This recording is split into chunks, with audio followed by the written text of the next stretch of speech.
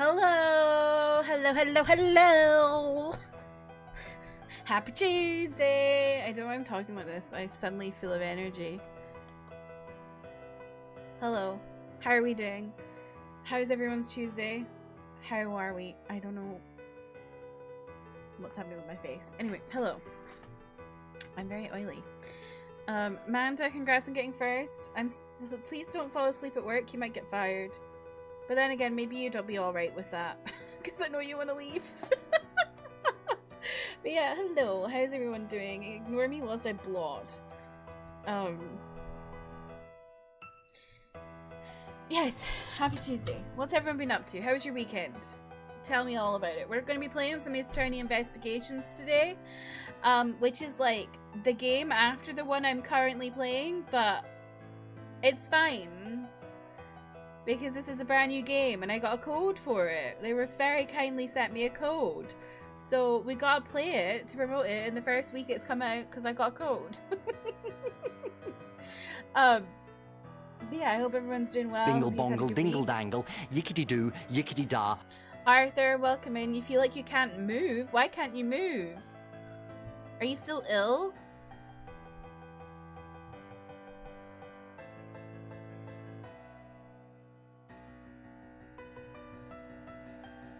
Sorry, I got really into the music there. Jasper, welcome in. Yeah. The PS5 Pro is very expensive. I don't really have many thoughts about it, just because I have a PS5 and I just don't really have an interest in getting a Pro. So I'm just like, it's not even really entered my brain. Do you know what I mean? Like, I'm just kind of like, okay. It is bananas though that they make you pay for a disc drive, and also the stand doesn't come with it, which is like, that's bananas to me, because when I got my PS5 they literally said you have to use it with the stand and put it sideways, otherwise your PS5 will break. So yeah, I don't know. I don't think, like, people already didn't want to buy a PS5 because it was expensive, and now the PS5 Pro being as much as it is, like, why does PlayStation want to die? Because that's what's gonna happen. No one, like, people aren't buying consoles as much as they were. Or if they do buy consoles, it's a Switch because it's a lot more affordable. Or they buy, what are they called? Steam Decks. Like, I don't... very bizarre business decisions going on at Sony. Made me do unnecessary work on top of my regular work. Oh, Arthur, I'm sorry. We need to get you out of there. We need to find you a new job. If it was 600 or 650 with a disc drive, I could seriously consider it, but at this price, nah, now I'm thinking about it. Yeah. Honestly, get a slim or get one of the regular ones. Because they'll go down in price now. Esther, welcome in. How are you? You got another job, Bridget? Oh, Amanda, I'm sorry. Hopefully you can find a job soon. I'm sorry. That sucks. How long have you been looking? Job rejections are the worst because it's like, ugh, okay, you know, it's like back to the fucking drawing board. Y'all, I ordered another plush.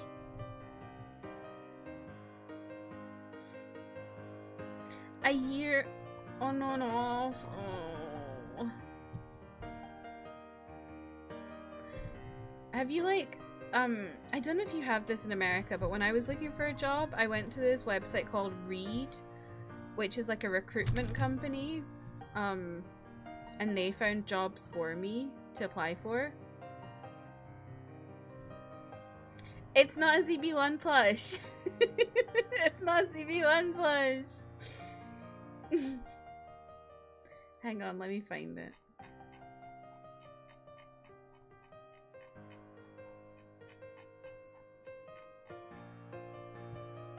Job market lately has been so bad. It's really hard. I think with certain jobs it's okay, you know, like if you work in a certain field, it's like there's always going to be jobs for you, but if you're more specialized, it's very difficult. Also, by the way, I'm playing Ace Attorney Investigations Collection, like the brand new game, but for some reason that doesn't exist on Twitch, so I've just had to put the old game. Anyway, this is what I bought. Not the card. The plush that's on the card.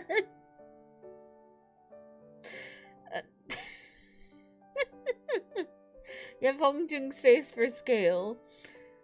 So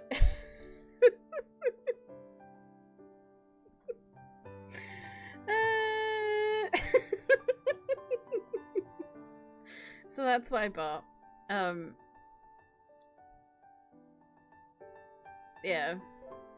I don't even, like, Hong Jung isn't my bias, but his plush, his character is, like, so cute and has this, like, mischievous energy to it that I was like, I need the cushion.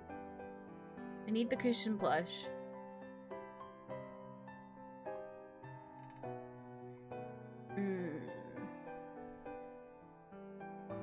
I don't know how to explain it, but you know, walls that are split and one is tile, wood. I had to get my hands and knees on the tile floor to clean the whole restaurant.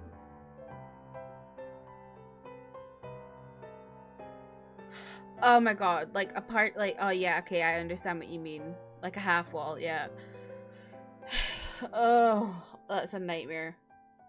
Oh, I'm sorry, Arthur, that sucks. It'd be so greasy as well. Cleaning grease off the floor is the worst. Will they go down in price though if they launched the Pro at roughly the launch price of the regular PS5? Then I could see the base models getting price cut, but as it is, I find a price cut unlikely. So maybe not buying out like brand new, but there might, well, no, there might be some sales that are like more sale like, you know, like a stronger sale, like more money cut off it. Maybe not like regular pricing, but like say something like a Black Friday event might be cheaper than what it was last year.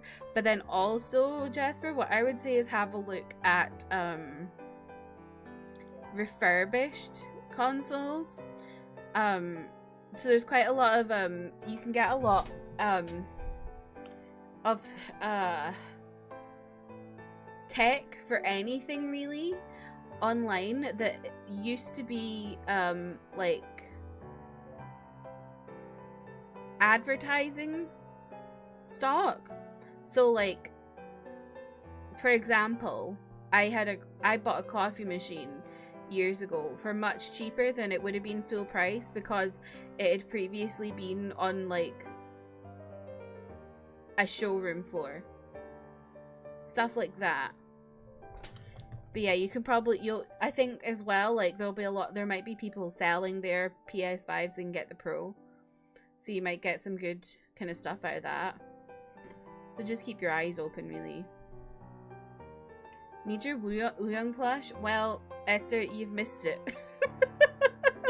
the pre-sale finished on Sunday. But I think K-pop Time might still have. Let me see. Annie tease.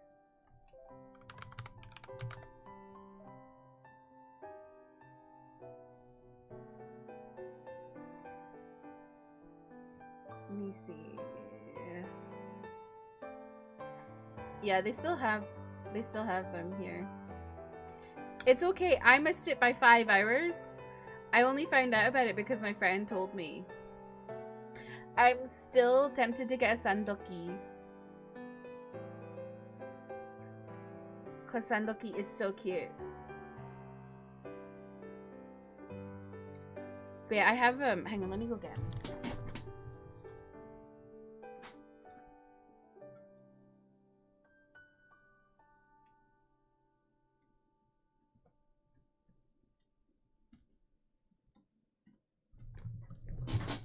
I have a Dongberry, but this is like the plush, like the doll, and the thing I'm getting is a cushion.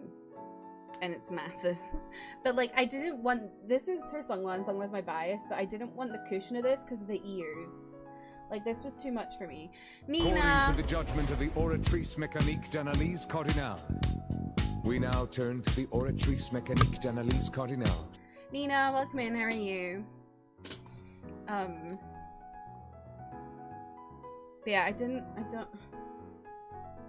the ears I didn't want as a cushion. I liked the Jungrami because it's round. Kirsty made me a fan of 80s and have a bias in the span of an hour the other day. It's so true. You just have to go. I literally was like, Arthur, this is 80s. And Arthur was like watching 80s. And then I went, yeah, this is my bias. His name is Sungwa. He likes Animal Crossing.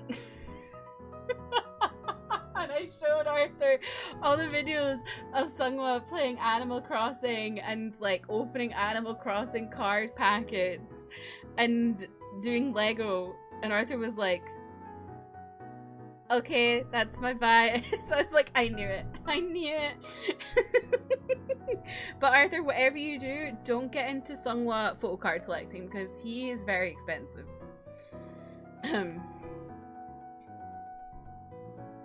When the PS4 Pro came out, my brother upgraded from a base PS4 and now he has a PS5 and I'll have to see if he's interested in upgrade. Oh!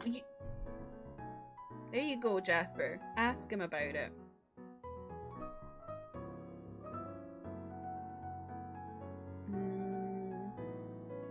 Oh no, you're COVID, Nina? Oh no. Was it bad?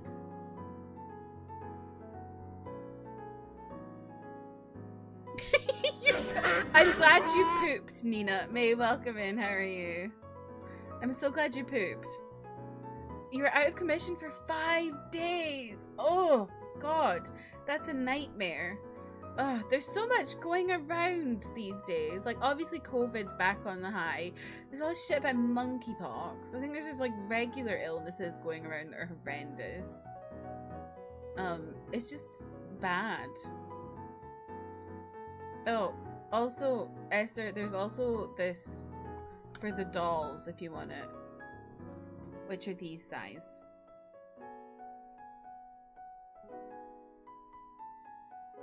If you want to send them to my Korean address, I can give you the details, because the shipping is like extortionate. Dima caught it on his business address and he didn't wear a mask, but he gave it to me. Oh, Dima! Dima! For God's sake, Dima! I bet he didn't have it as bad as you as well. That's always the thing. Whenever someone gives you an illness, that's always not as bad as yours. Because that happens with my parents. My dad always gets my mum sick, and my dad doesn't have it as bad as my mum. I feel like that happens all the time. Yeah.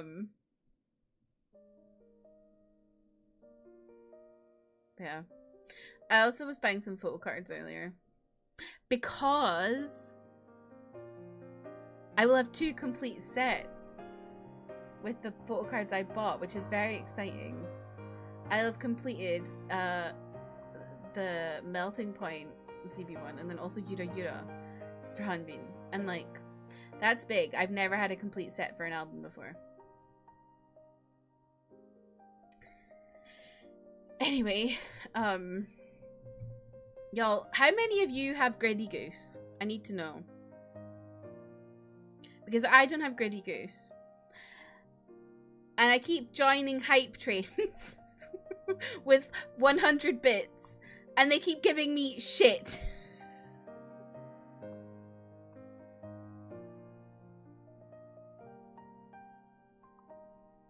What on earth is that, Trev? Trevor just subscribed for 21 months. Letter B in square, thanks to letter B in square, on, letter B in square, for my, letter B in square, UB, letter B in square, ift. Bon bums! Bon bums!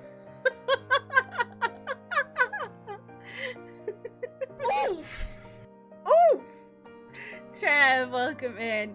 And thank you to both you and Dondums for the, I guess you for the 21 months and Dondums for the gift sub. I don't even know how to say thank you for those. But welcome in, Trev. How are you? Letter B in square. Bon bums.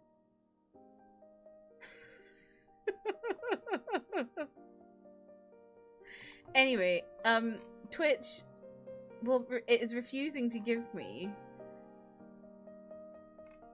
Gritty Goose, and all I get, where is my hype train emotes? All I get is Bleed Purple Heart HD, and where the fuck is this goblin thing? There it is, Goblin Jam. That's what it's giving me. It's not giving me Gritty Goose. Whenever I join a hype train, it refuses to give me Gritty Goose, and I am filing a complaint. I do have Mist, though. You Mist is really good. I love you, Mist.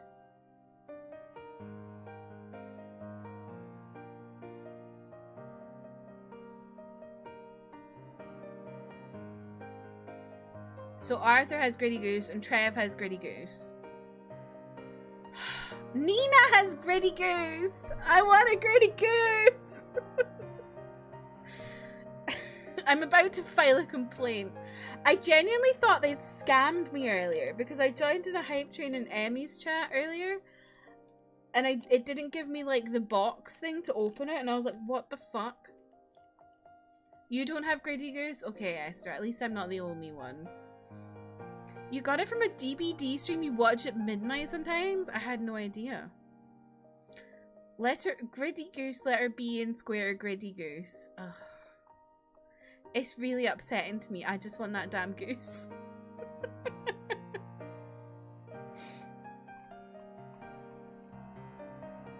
I'm gonna join every single hype train I see just to get a Gritty Goose. I only have 350 bits, so yeah.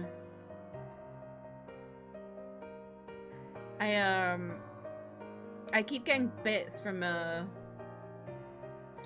Twitch, what's it called? RPG. Research Power Group.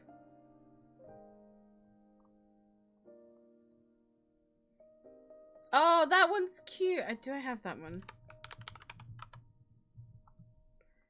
Is there a bit minimum for receiving emotes and hype? Yeah, 100.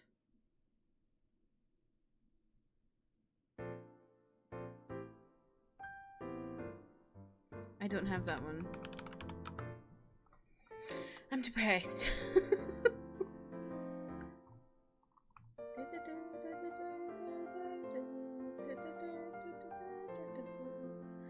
What else do I have?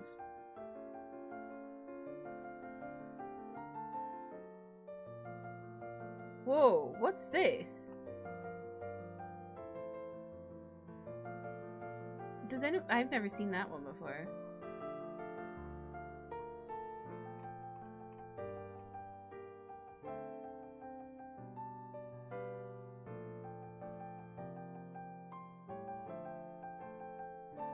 Oh, I like this one.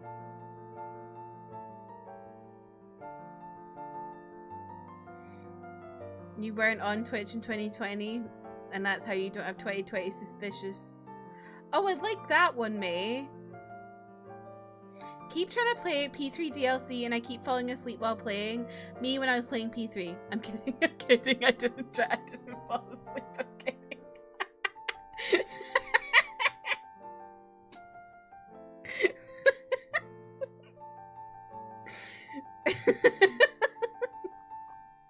I'm kidding.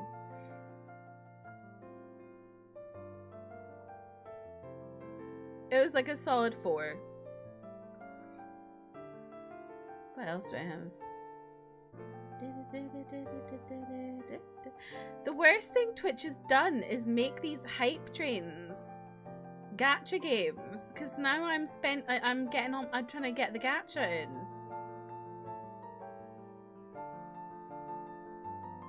What the hell is that? Why are my lights going off? Can I help you? 인터폴! International police. Exactly. Why were my lights going off? Hello, are we okay?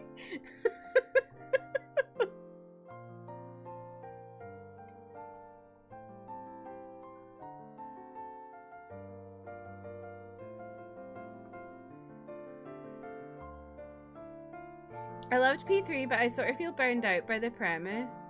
Yeah, I mean, when it was like... It's like you play 100 hours and then you watch everyone else play 100 hours and it's like... Ugh. Which is why... Like, I didn't watch other people play it, but I played it myself. So, like, I'm not going to be streaming it for a while. I'm not going to... Like, I am going to play the answer eventually. But I think I'm gonna give it a bit because I just like I need like some time. Stream's haunted, yeah. I think looking at my Lumia stream, I think it was from when you subbed earlier, Trev, but for some reason it didn't. Did it do it when you subbed?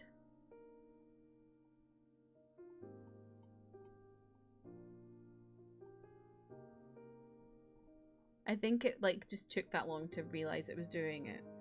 Yeah, if I look at my event list, it says became a subscriber 1 second ago. So I think it was just delayed.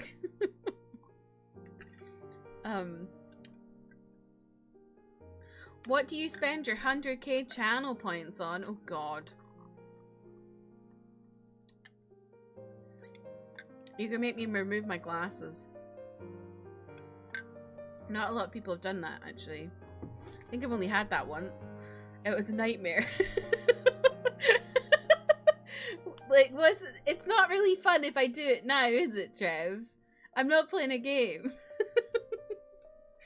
You just get to see me glaring at my screen.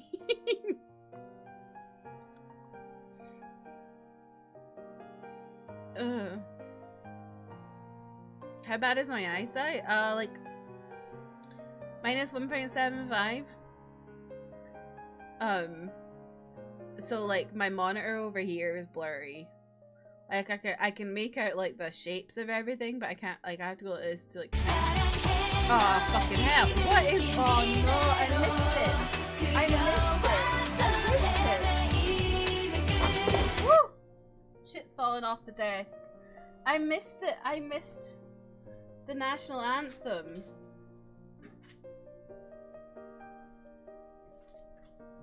Oh, the cat is terrified.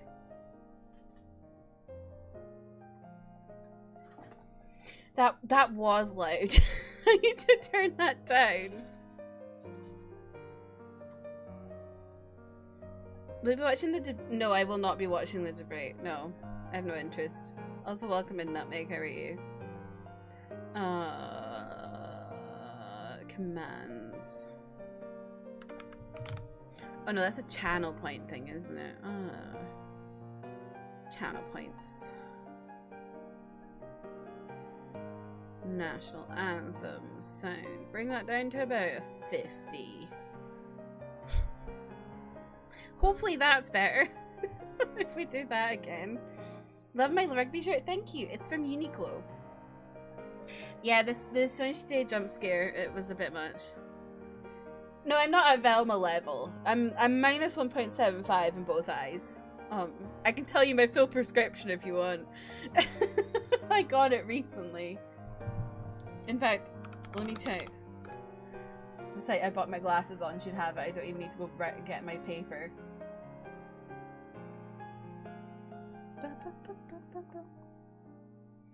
Tesco has a rugby shirt I keep eyeing up. And I'm like, should I buy it?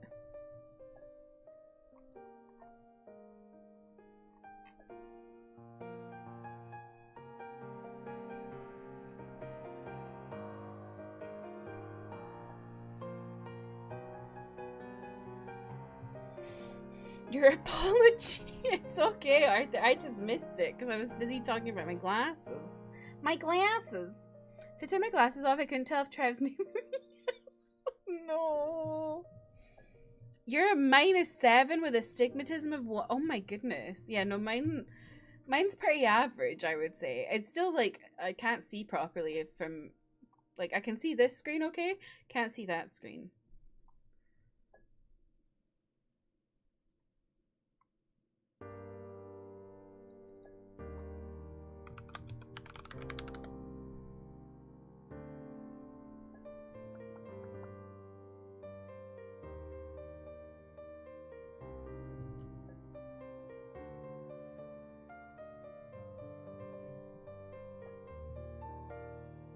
Okay.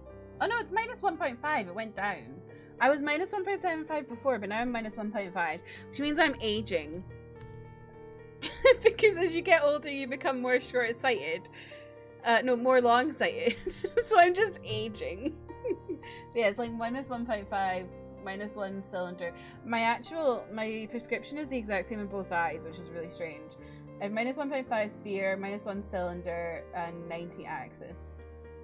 There you go. For anyone who knows what the fuck that means. Emmy, welcome in. How are you? You saw a beautiful KitchenAid mixer. Ooh.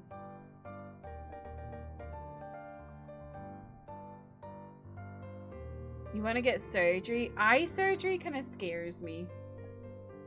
Not gonna lie. I think I'll just accept living with my glasses.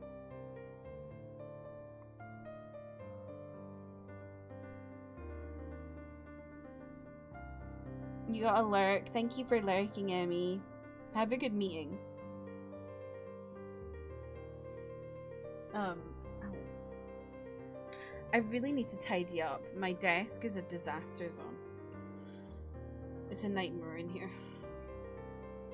Maybe that's what I'll do on Saturday when I'm not streaming.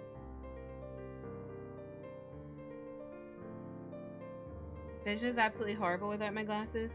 Yeah, it's just like, for me, like I can still see stuff. It's just not great. So you can be both short-sighted and long-sighted at the same time, or did my mother once again spread misinformation she saw?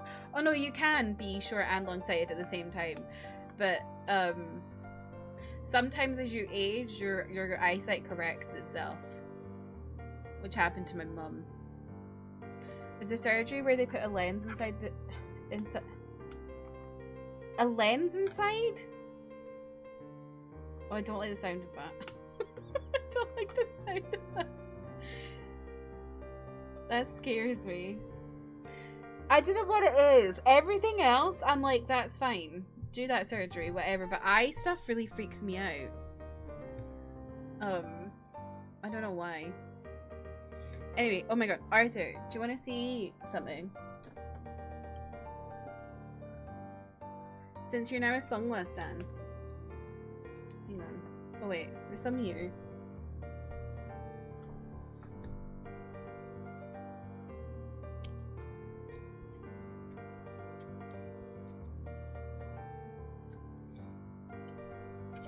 Okay, I got these recently.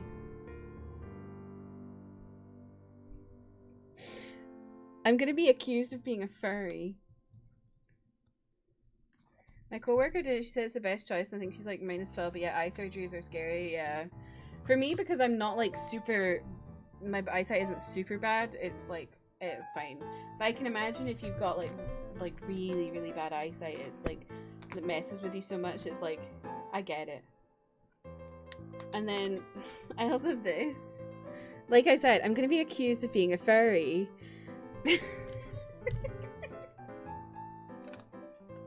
And maybe I am.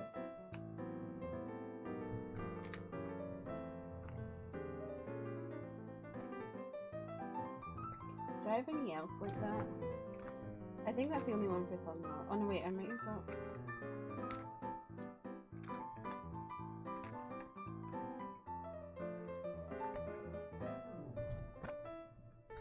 I think that's it.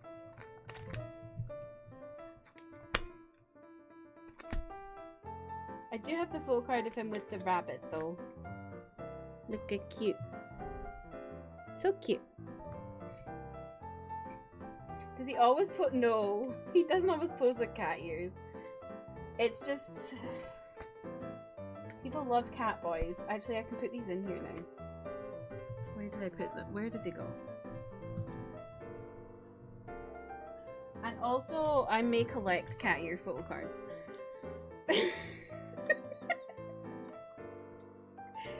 I see cat ear photo cards and I go, oh, I have to buy that. I have 2 of Hanbin. I have some of Sua.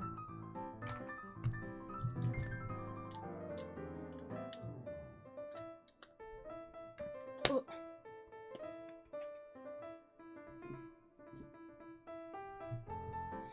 Why do you want to burn Twitch me? What's going on?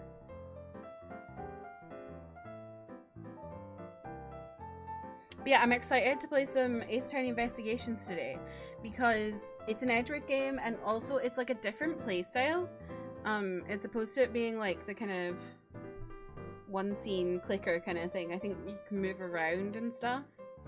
So yeah, hopefully nothing is like too spoilery for the game I still have to play on the OG trilogy, but we shall see. I run that risk and that is fine. Yeah, I'm excited. They sent me a copy of it, which is very nice. I had to update, now I have to, oh, you have to, oh, I hate that. But it saves your account being stolen, so. Kept logging you out, ugh, annoying. I'm sad listening to this song right now. No. I'm sad. Because that song right there was a 17 song and Tongan is going to the army very soon. He had his last performance like yesterday or something, Sunday. Ugh. Why do you need to buy, you want, what, oh, you want to buy bits and you need to, oh, okay, I get it. Don't buy them on your phone though, May, they cost more on your phone.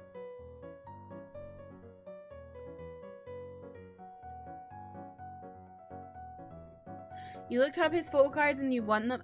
Arthur, they're really expensive. They're like, I think Sunghwa and Hanbin are the most expensive photo cards that I collect. Something almost metaphorically exploded at work. Do you mean literally? Or do you mean, what do you mean metaphorically? But you caught it.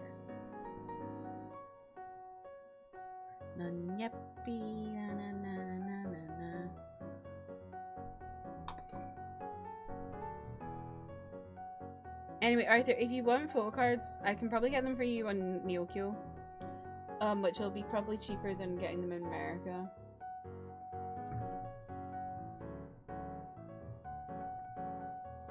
Chelsea, welcome in, how are you? Something billing renewal and billing, oh, do you mean billing renewal? Uh-oh. Did someone forget to pay their bill?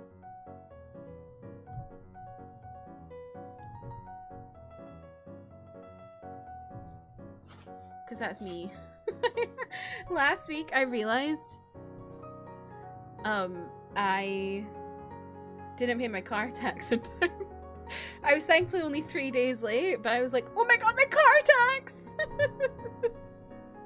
Something else might be exploding soon, but I don't really care about work, so oopie.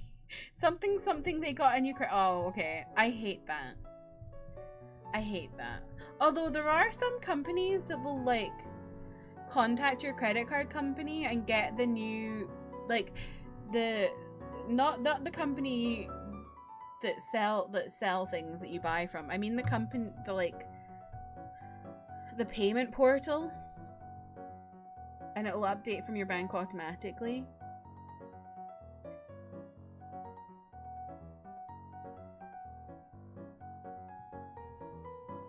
Meanwhile, today at work, I had someone asking me about shares, and I was like,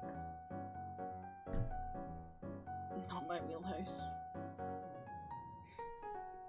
I was like, bro can't. That's nothing to do with me. I enter bank payments. I don't talk about shares. Ugh.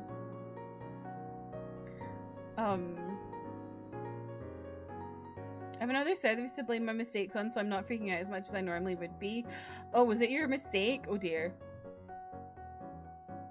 Oh, you don't use your phone to buy? Okay, good. I was gonna say, if you are ever going to buy anything on Twitch, do not buy it on mobile. Explosion in my mouth.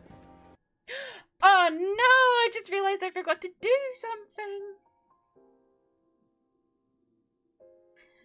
Ah! I forgot to do the Luigi sound alert. Ah!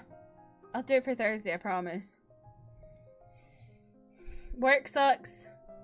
Work sucks. But we have Medworth. You can't really do that. Work sucks. I know. Guys? Can I slice some potatoes? Okay. Thanks.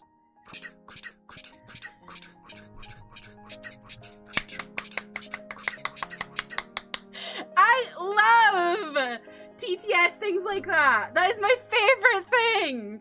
I love that so much. My other favorite one is the oh my god, what are they called? You know, the water things on your grass, and it's like I love that one so much. Thank you, mate. James, welcome in. How are you?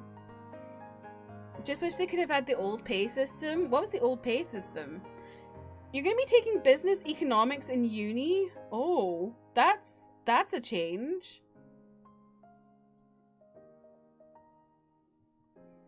Do I want the... If you have the MP3, Manda, I will take it and do it right now.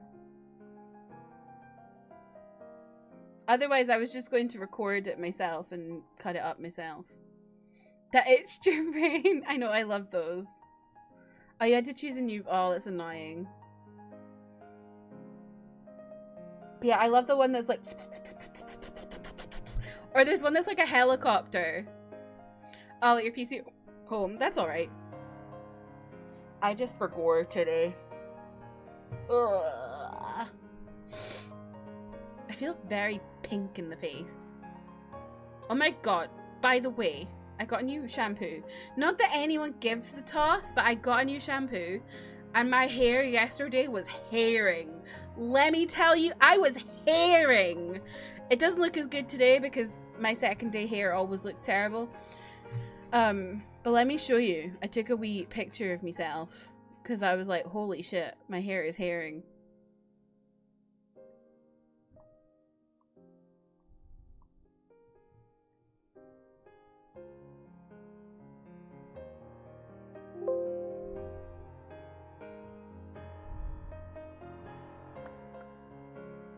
Look, my hair was hairing.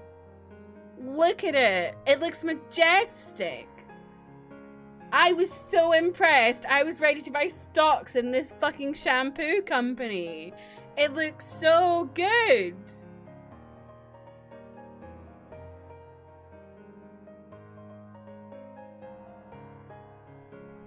I couldn't believe it. Anyway.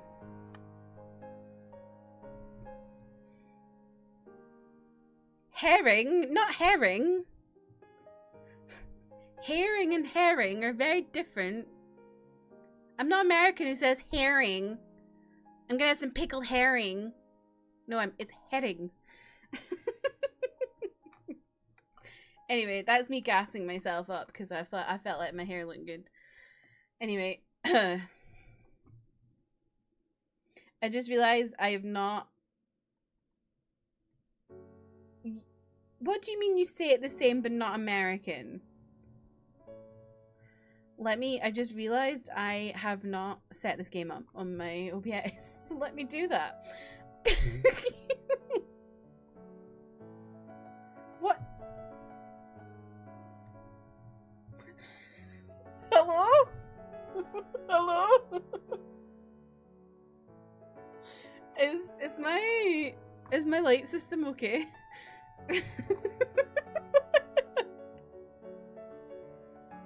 Was that the Interpol from ages ago? I'm scared.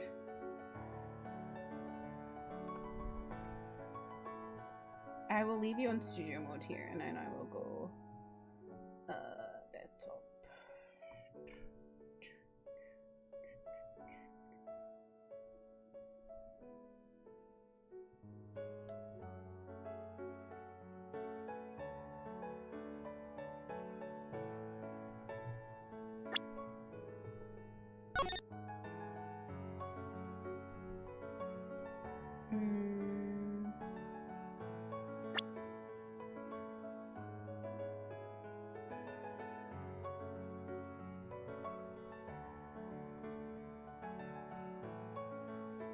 Okay, Slay, if I make it... This should... I just need to remember to change it back, but this should work. Hey! Okay. Pause this sound.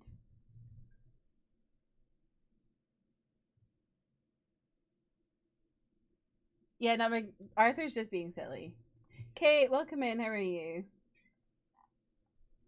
Arthur is always just being silly. He's a silly little lad. Have I been without my glasses for long enough? I think so. I don't even know how long I'm supposed to do it. How long do I say in my thing?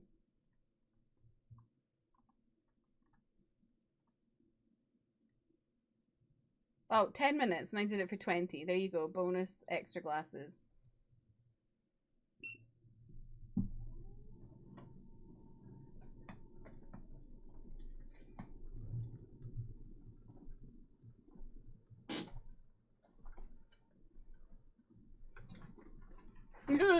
Stuff's falling off my desk. That's scary. What is it, Hope? Come here. What are you yelling about? Hello. Do you want to say hi?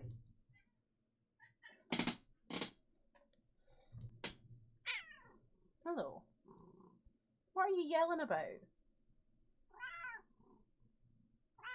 Wow.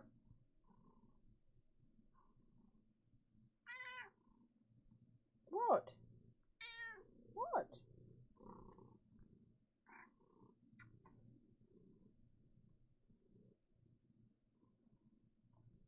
Oh, your ears are cold. Why are your ears cold?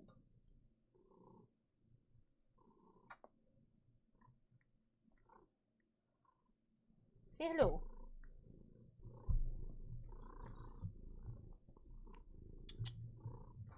Hello.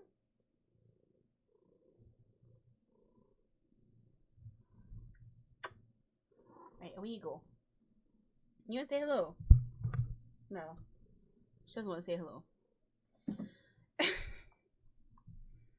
Also, thank you for lurking, Amanda. Just been watching episode 7 of 4 minutes. Ooh.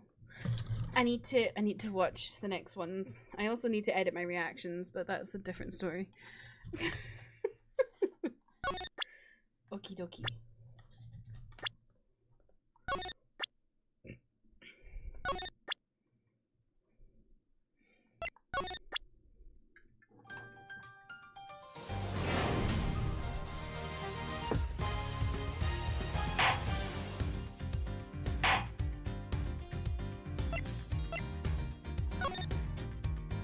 Oh my god. Oh. Oh. Oh, it's not working properly. Hang on.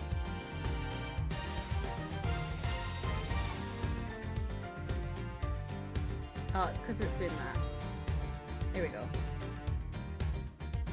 It's not frozen. It's because it's like this. If you do it on a certain capture method, it doesn't work. That's okay, Kate. You don't need to disclose it. How's the sound, by the way? Is it too loud? Okay, I love the HD. That's so cute.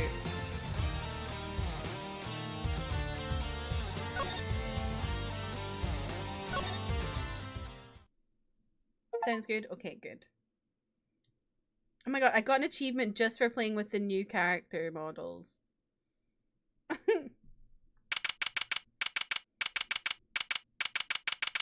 Oh, not the question marks. To make sure the defendant is found guilty, what other choice do I have? That's the job of the prosecutor, after all. That may be true, but why?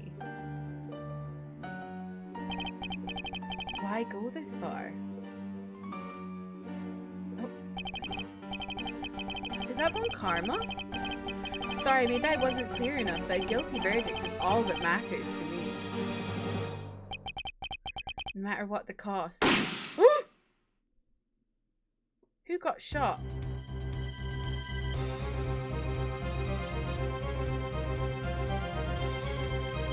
Who the hell is that? I'm a prodigy among prosecutors. Okay. Always have been, always will be. Letty, welcome in. How are you? Big ass forehead, literally.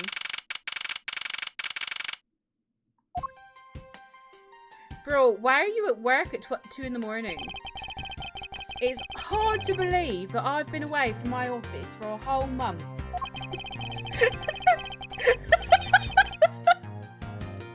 It's hard to believe I'm at the ruins of the world's oldest city because I'm not. That's in Iraq.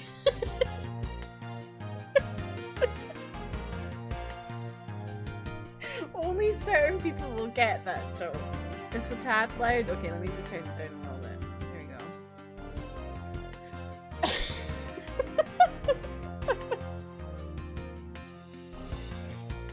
I hope Detective Gumshoe's been keeping an eye on my office and keeping it clean.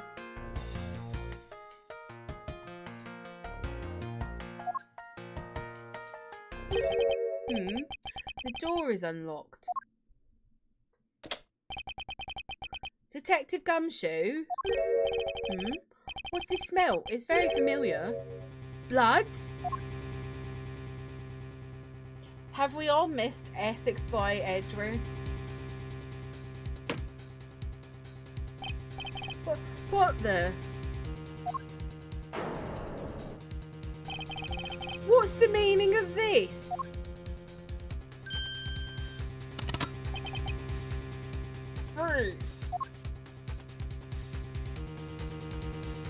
Who's that? It's Edgeworth Hotel!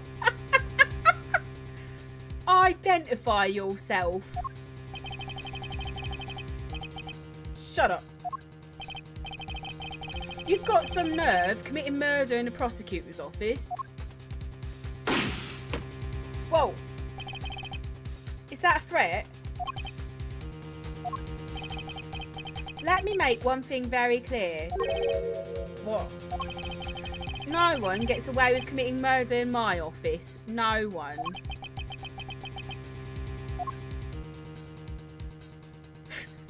Adele. My name is Miles Edgeworth. And I work as a prosecutor in my local district. Little did I know that upon my return home from a month abroad, I would be thrusted into a multitude of cases, some very frantic and busy days.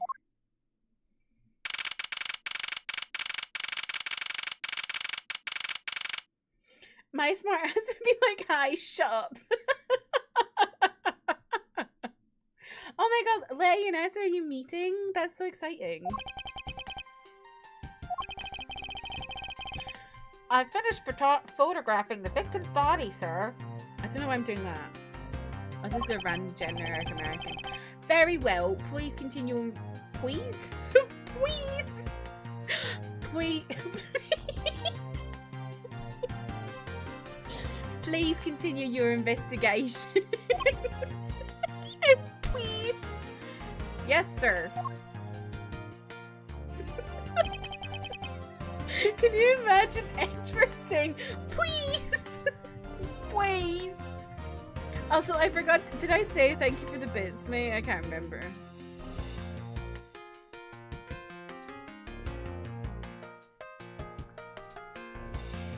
You love my voices? Thank you.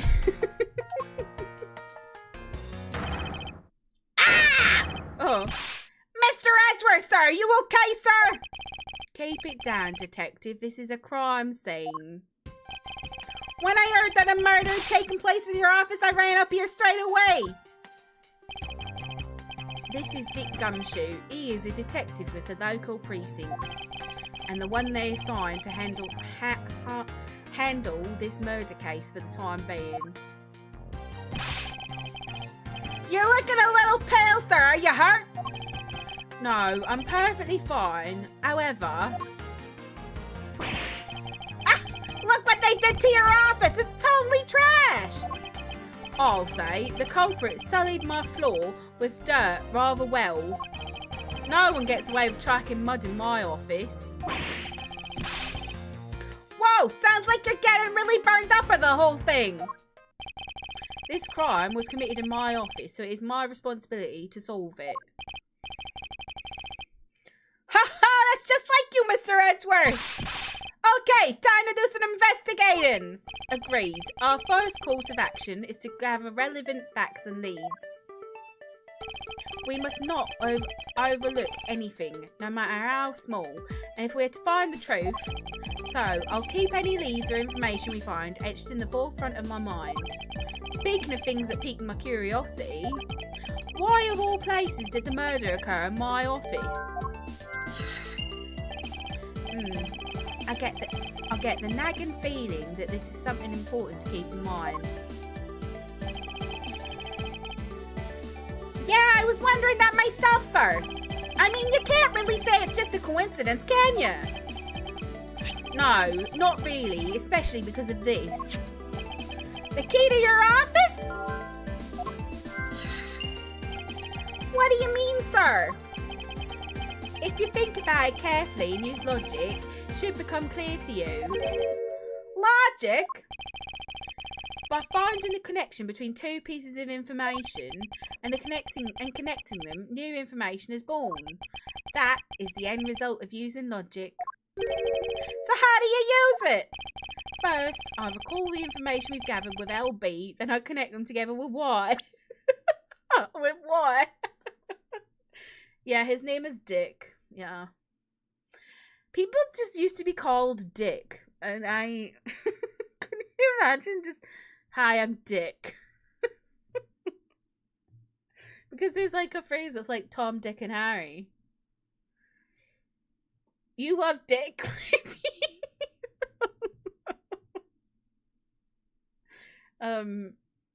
Why is his body just like, I don't know. His French name is Dick Detective. I think you've told me that and it still sends me every time. Mary loves Dick. Aw, I love that for them.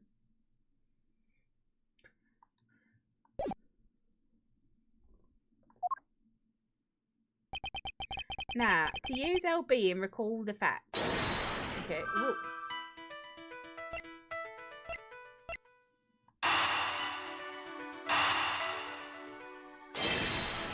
Whoa.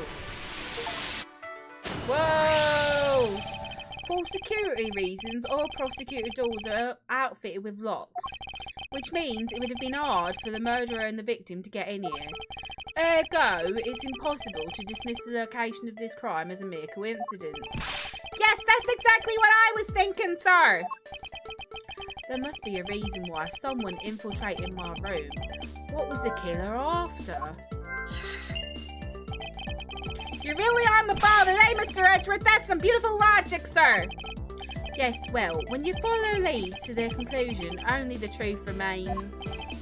However, if the information doesn't line up properly, I may stray far from the truth as well. But if I think carefully before piecing leads together, the logic should flow. Well, let's get started with our investigation, shall we? Yes, sir!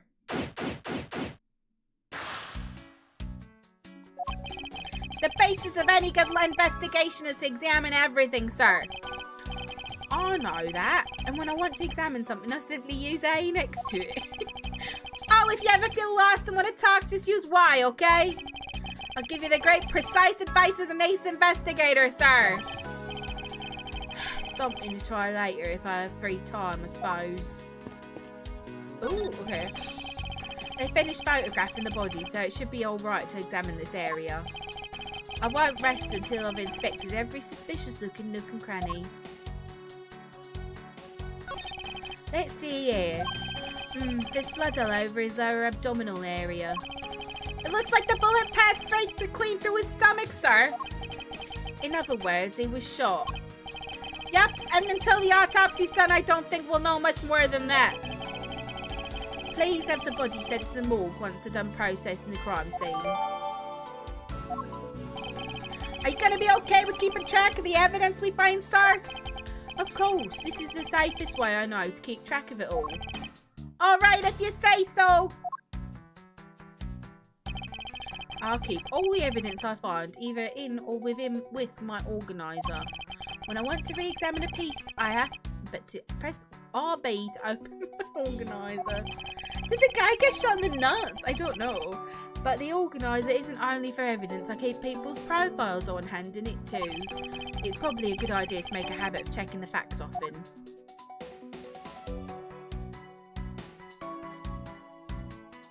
I think it's his stomach, but it does look like he was shot in the nuts. I left the room with your stream open, and when I came back, the stream of a complete stranger. That's weird. Why did that happen?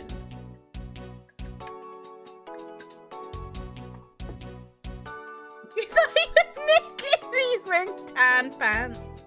Now, what is this? I don't believe it! I packed those files on the shelf so tight.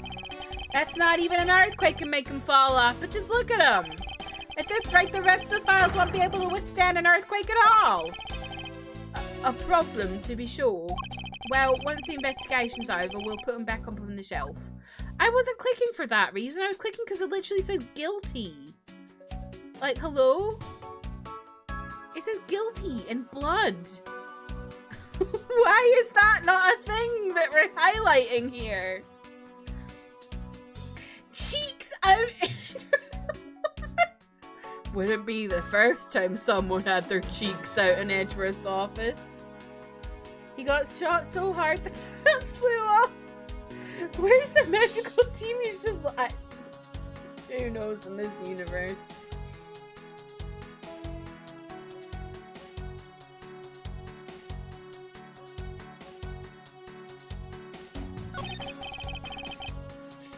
Your files are all over the floor, sir. They probably fell during the struggle between the victim and his killer. Oh, and I tried so hard to keep this place spotless while you were away. I mean, this just rendered all the time and effort I put in pointless. I don't recall ever asking you to clean my room. Well, I watered the flowers every day, just like you requested, sir. I just added cleaning to the list as a weekend special. For about half a day every Saturday, I'd come in and clean this place until it sparkled. Does he have a life? Does he have a life? What do we have here? Hey, I think I've seen one of these before.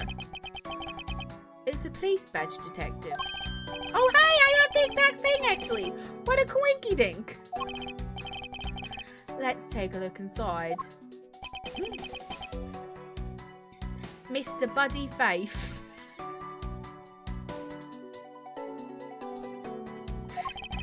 It would appear that our victim was a detective, just like you.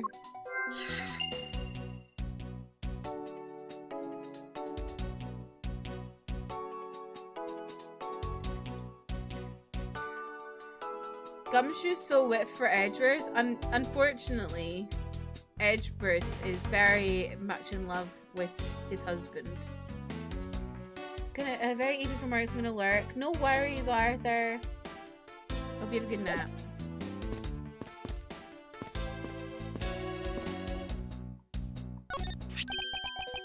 What have we here? Could this possibly perhaps be the murder weapon? If so, it would mean that the killer made their escape after disposing of the gun here. I think I've seen one of these before. Care to enlighten me as to where? Oh, I know. I was issued the exact same model, I think. Detective. I don't really like guns all that much. I mean, they're really dangerous. But now that I think about it, you do see this model around the precinct a lot, sir. I don't use mine much except in emergencies, so that's why I didn't recognize it. So it's the same type of revolver as the one used by the precinct detectives. Everyone thinks this poor dead man doesn't have any pants on. I seem to have gathered a few pieces of pertinent information. Now to calmly use some logic and figure out if any of them are connected to each other. Okay.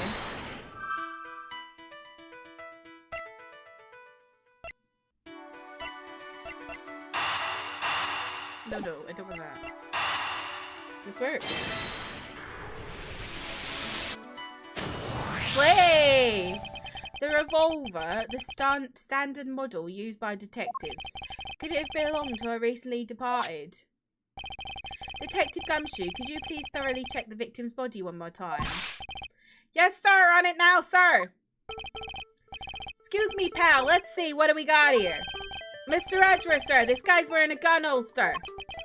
So it appears that our killer somehow managed to take the victim's gun from him. Let's see what else we can find out about this revolver. As I always say, you've got to look really carefully at each piece of evidence. That's got a really short barrel. Size, not barrel, like the bit that shoots. I forgot. I don't know about guns. But like, hang on, can you see my mouse? I think you can. This is so short. Why is this so short? It's like a sawed-off shotgun.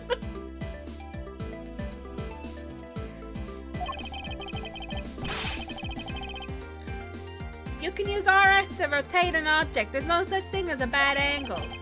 Okay. I'm kind of bothered.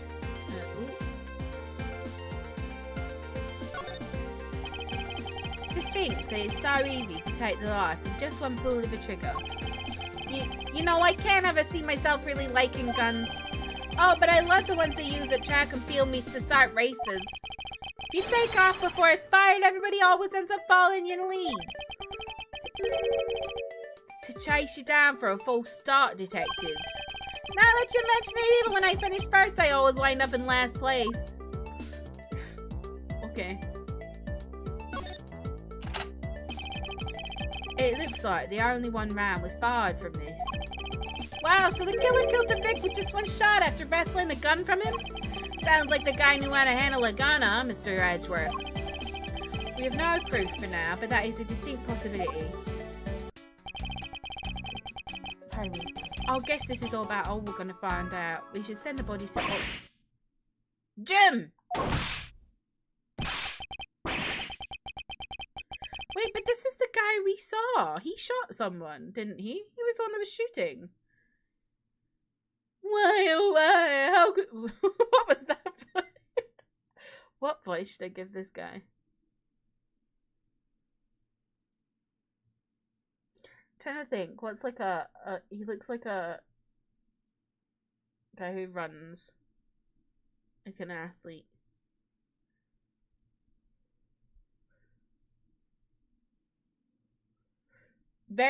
What about a Luigi voice? Oh my god! Why, oh why, how could this have happened to a guy like you? Don't tell Google.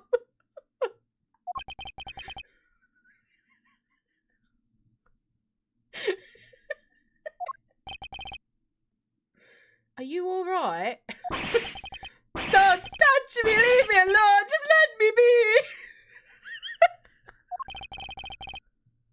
Sorry, but I can't do that. The investigation is still ongoing, so please refrain from touching the body. The body! Don't talk about him like he's just some lump of flesh! Look at him! Jim looks like he's been just turned in for the night!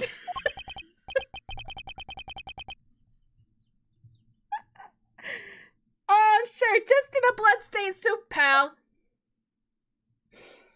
Where are my manners? Aren't you that prosecutor?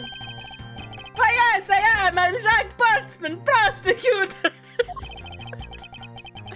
Cheerleader was my partner in crime, Busty.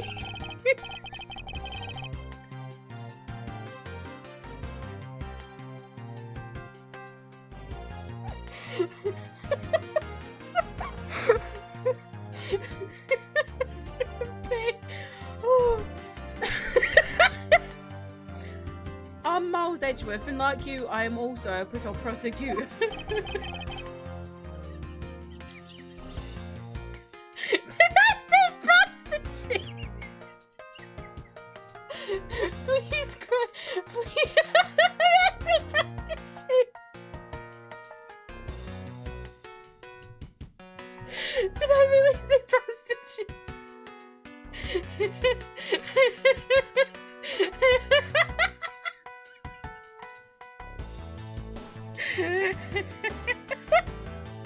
Oh, I'm in pain. Oh.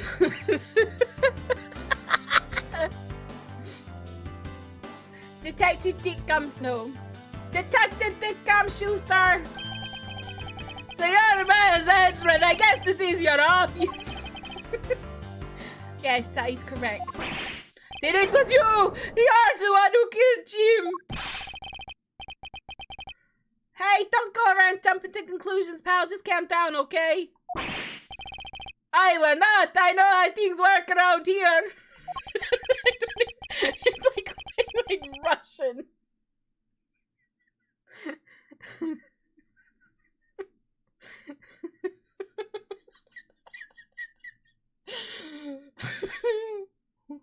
Oh my god. I need to do that to get me in character. Hi, prosecutors' office doors all have locks built into them. and only the owner of the office has the key to his or her office door. That is correct. However, I was not the only one. I was not the one who killed your partner. Yeah, Mr. Edgeworth has been overseas on a business trip this whole time, pal.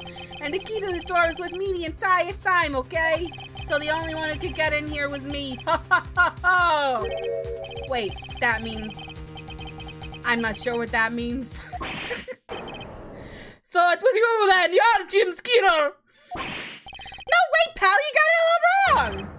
Everyone calm down. Okay, welcome back. This is... It's an attempt at Italian. I called him a prostitute.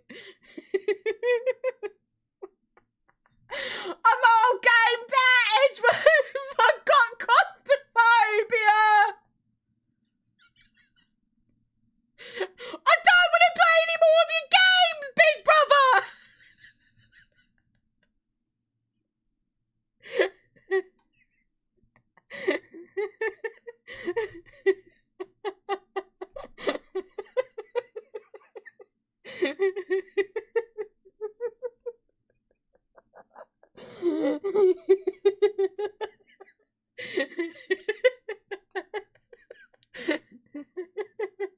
I'm not bothered. I'm just gonna be me, GC.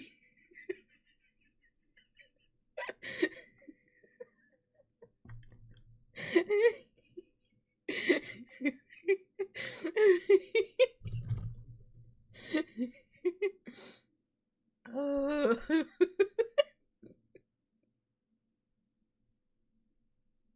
I can't stop giggling.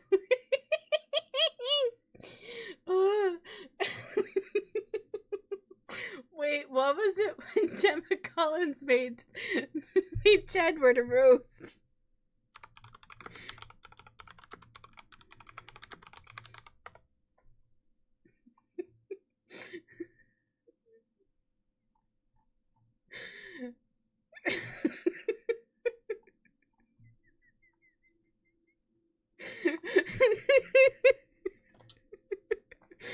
Oh.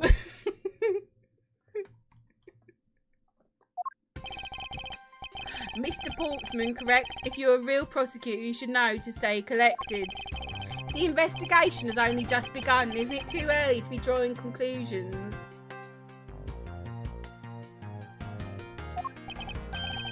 Alright, I get the point.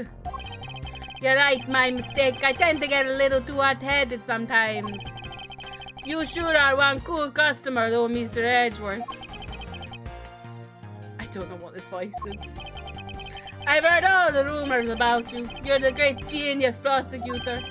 You're something of a legend, you know. Anyway, let's call it truce and work together, okay? He sounds Eastern European. This is terrible. Now how about a handshake to seal the deal? A pleasure to work with you. You guys were conducting your investigation, right? Sorry for barging in like that. Carry on then, it is your room after all. Thank you, I intend to. I just want a little more time to say goodbye to Jim. You there, sir. Skipping, my name is Inigo Montoya. You killed my father. Prepare to die. Please. I want you to capture the scene on film for me. My final farewell to my partner, Jim.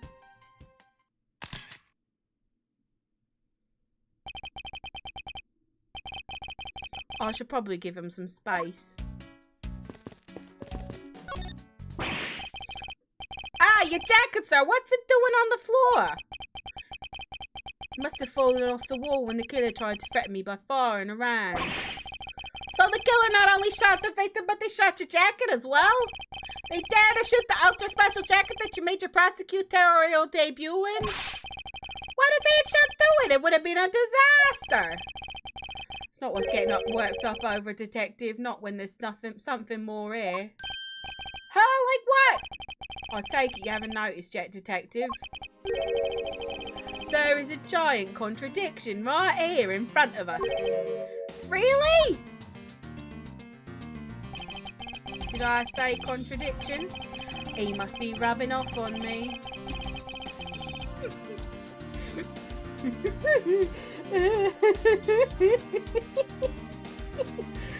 Something's rubbing off on you, Edward. I'm sure Phoenix would love to be rubbing off on you.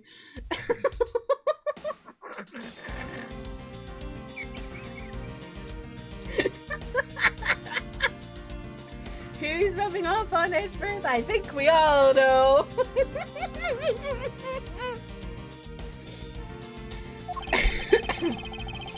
But I have my own methods and I will conduct this investigation my way. When the scene before me contradicts a piece of evidence that seems off, that's when my deductive skills come into play. I thought there was just one bullet shot. So he shot the guy and then there was also a shot at the wall as like a threat. First, I have to find the spot that holds the contradiction. This is it. This bullet hole is where the contradiction lies. When I spot something that's off, I should point my cursor at it and press Y with conviction. And when I have found sufficient proof to prove the contradiction, I present it. This is how I do things.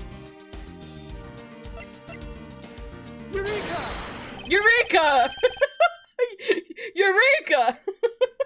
This bullet hole is the contradiction. What do you mean, sir? It's elementary. It's elementary, my dear Watson! 2 shots were fired in this room. The first felled the victim, and the second felled this frame. Hey, that's right! However, this gun was only fired once. Hey, that's true too! Which means that one of these 2 bullets was fired from a different gun. Did the killer have another gun prepared to pull tonight? By the way, I noticed something, sir. Yes? What's that thing sticking out from behind the frame? Oh, that. It's a secret safe. A secret safe? Oh, I smell money!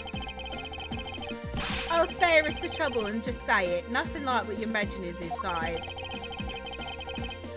Now if you could kindly move this frame out of the way. Watch that. Achoo! Achoo! Talk about dusty. I suppose that's what happens when you're not here to dust it once in a while. I had no idea there was a safe here. I'd have kept it clean for you, sir. So when did you put this thing in? It wasn't something I had installed personally. Every prosecutor's office has one. Really? I had no idea. Well, only prosecutors are supposed to have knowledge of their existence. So what's inside, Mr. Edgeworth? Right now, nothing. We only use them to store especially important evidence when a trial is in session. That's it. Talk about squashing my hopes and dreams.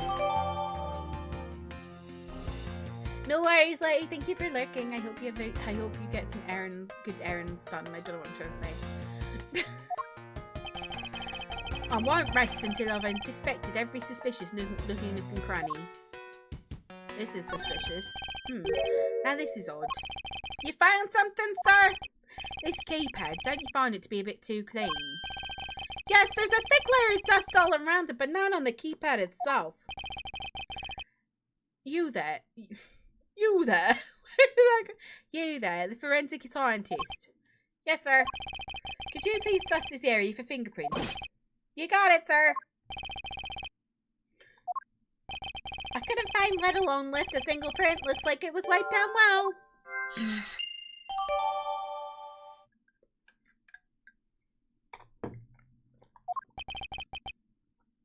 As a thought, it appears that logic is the only way around this setback. Time to rationally and calmly connect the dots with the information we have. Okay.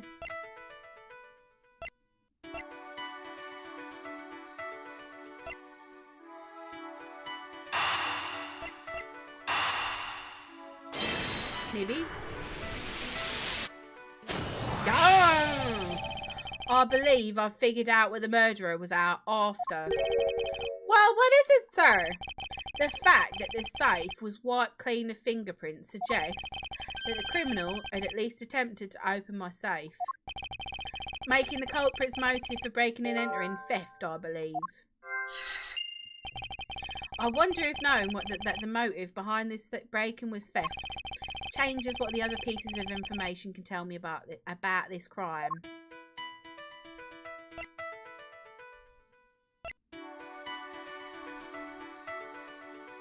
I don't know yet. It's been a while since I sat at this desk. Oh, how I've missed you. It's so tidy that it looks like newer than when I first bought it. Oh yeah, that thing's so polished it makes mirrors jealous. Don't tell me you know of a work the entire time as a way detective. My job is to protect your office, sir. And you did such a good job protecting it that a murder occurred in it. That's harsh, sir. I have to admit the desk has never looked better, so I guess I can't dock his pay. That's a bit harsh. Oh, watch out for the teacup fragments there, sir. Ugh. That killer is gonna pay. This tea set? Yikes, you're really mad over this. This tea set is very dear to my heart and can only be bought in England. I knew he was English. It costs more than your whole month's paycheck. What? Now I feel like the killer's wasted one of my monthly paychecks. How's it coming along? Please, I need absolute silence. This picture is too important to mess up. I'll leave the man to his art. I hope we can solve this case quickly. I'd like to return to relaxing on this sofa. That thing looks like a billion times softer than my mattress at home. Can I sit on it too, just for a little while, sir? Detective Gumshoe, you know I can't allow that. Or can't allow that.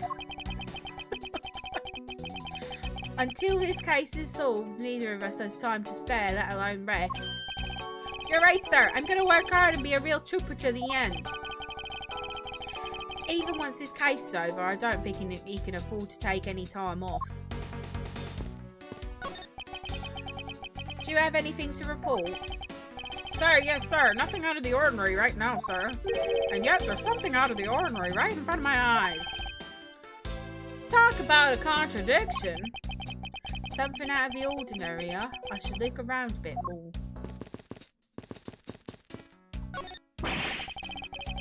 Ouch, they even knocked over your chess set. I had it all set up, ready for when you got back. I figured we could play a few games. I had no idea you were interested in chess. I'm actually pretty good at checkers, so I thought I'd give chess a try. In that case, I suppose I can set some time aside if we solve this case. Though I don't expect the game to tax my mental equity much. Esther, thank you for the hydrate.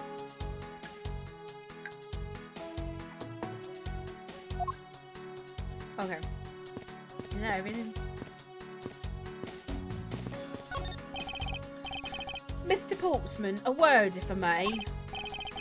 Jim, I swear I'll find our killer and bring them to justice. You wait and see, it'll be from the both of us. Now then, you wanted to talk to me about something. No, that's alright. I feel like I'm interrupting the conversation. Okay, have I done everything? Oh, I've not. Okay. I've already finished examining this area, but it never hurts to try looking again.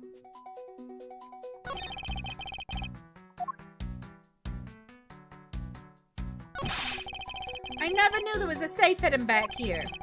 Well, if detectives knew about them, then they wouldn't be secret now, would they? Are there any other secret hidden things in this room?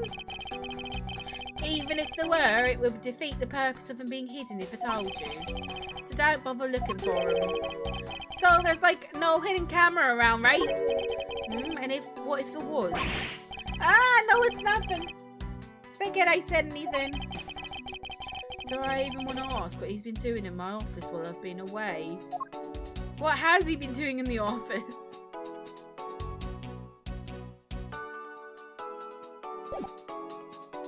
Okay, that's ticked. Oh. Oh, it's your trophy, the Knight of Prosecutors, right? King of Prosecutors, and it's not a trophy, it's a shield. They always send this to the winning prosecutor, right? Yes, but I have no real interest in the perceived worth of other people. What are you doing? You're looking at the wall. Hello. Do you want to say hello again?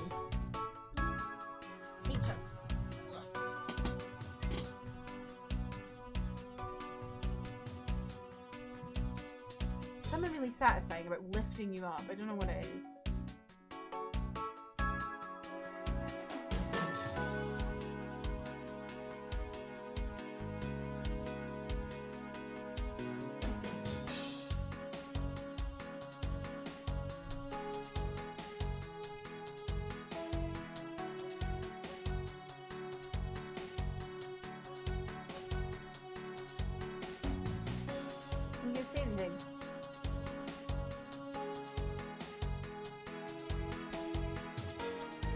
No?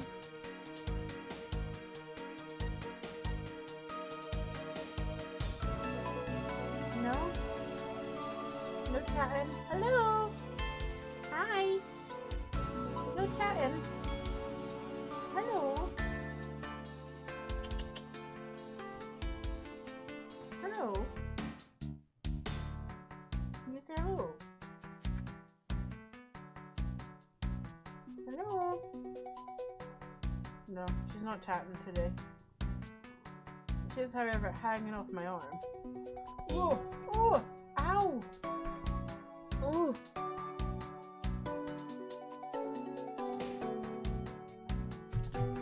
30% blessings, that's not very good. Considering you just prayed to her. Clearly not interested, eh? No blessings for James.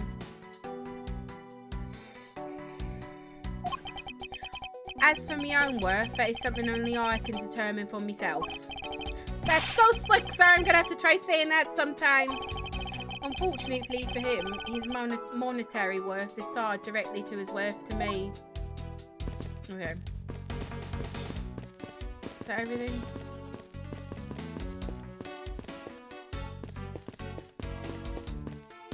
Okay, so I need to figure out...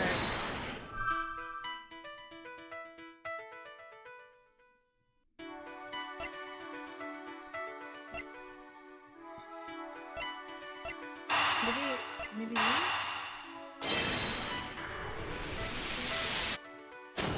Slay! There is a possibility that the files splayed on the floor are not the result of a struggle between the victim and his killer. No, yeah. Oh, you mean like it could have been from when the killer tried to find something, sir? Precisely. We need to figure out if any of the files have been stolen. Yes, sir. I'm gonna show files like these you've never seen before, even in a library. Sure. Let's give that a try. Why do all the good ones always die, huh? So... Surely you must ponder that every once in a while, Mr. Edgeworth. No matter how much we lament, the dead will not come back to life. All we can do is search for the truth. Oh, it's trying to silence my accent. She doesn't like the Italian. So what are we supposed to do? How do we go about finding the truth? First, we calmly restore the files to their rightful place. You got it, here, let me help. So this file goes here and that goes there. You sure know a lot about where things go, despite being Mr. Edgeworth's office. Because I'm the one who keeps it tidy, pal, okay? Done. It would appear that the murder was definitely committed here. Ah, the bloodstains on the bookshelf are still fresh. I suspect that the victim was killed in a standing position, hence the prints on the shelf. And then the guy fell onto the floor, right? The blood on the floor is kind of grossing me out. Detective, I don't have the time to deal with your weak stomach right now. But you know I'm no good with blood, sir. I'm certain there's something wrong with this picture. Oh, sorry, I just need to adjust myself.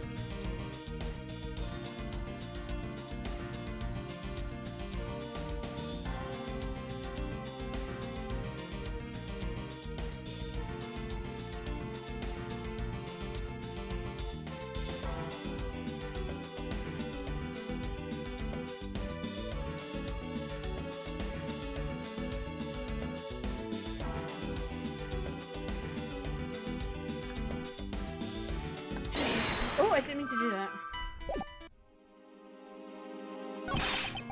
I put them all back just as they should be, sir. Doesn't look like anything's missing. Although, it does look like the killer moved the body to flip through my shelves. I wonder if they found what they were looking for. The victim's handprints. He must have tried to support himself with his hands here after being shot. There are prints on the floor, too. Those must have been made when unable to stay standing, he dropped to the floor. So this is where the bullet lodged itself after it went through the victim, huh? For the bullet to be lodged so squarely in the file's spine indicates that the files were ransacked after the shooting had occurred. Then I guess the victim was moved because he was in the killer's way. It appears that the victim was in a sitting position here after being shot. Oh, so that's why the seat of the victim's pants has blood on it. That would be the logical conclusion. So it's the seat of his pants. It's got blood in it, not his nuts.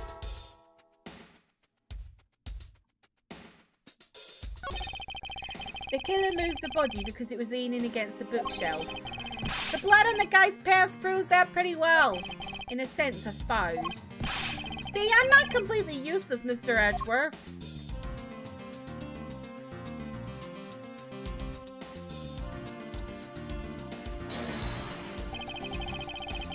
Oh.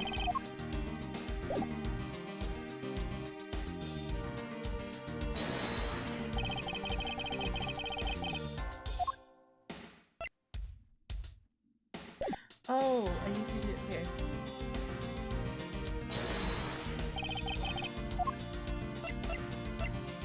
Eureka! Eureka! There is clearly a contradiction here with this bullet hole. Well, what do you mean, sir? You don't see it? Quite simply, the bullet hole itself is too low. If the victim was shot in the stomach, the hole should be much higher up. But what if the guy was shot while he was sitting and lying down, sir? That would be illogical. The victim leaned against the shelf here after being shot, which suggests that he was standing while he was shot. Then that means... Wait, what does that mean, sir? It means you need to use your brain every once in a while instead of using mine, detective. In any case, it means someone made a faulty assumption, and it was from this mistake that a current contradiction was born. What is the faulty assumption that caused this problem with the bullet hole's position?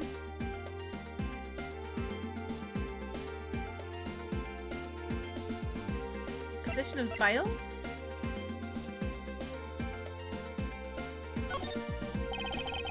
I believe the order of the files is a bit off. You mean I put them back in the wrong order just now? Hey, actually, I think the labels on the files are wrong, sir. Oh? Yeah, you see here all the files that were shot begin with the number O. What are those doing all the way down there at the 1, 2, and 3? That's really weird. Actually, the way they are organised now is the correct order. They are exactly as I see them in my mind's eye. But the numbers are all out of order. Those white binders are special, so they are arranged a little differently. But from this, we know that the files were not in the order when the crime occurred. So that's it. I believe the killer made the same incorrect assumption as you did, detective. Let's rearrange the files in numerical order and see what we find out. Do you think it'd be okay to prop the body back up to how it was before it was moved? They finished processing the crime scene, so I don't see why it wouldn't be. If you please, Detective Gumshoe.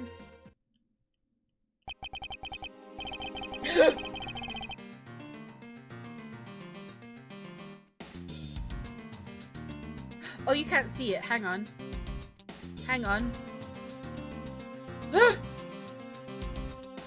The files over here say Gumshoe. Look, they say Gumshoe.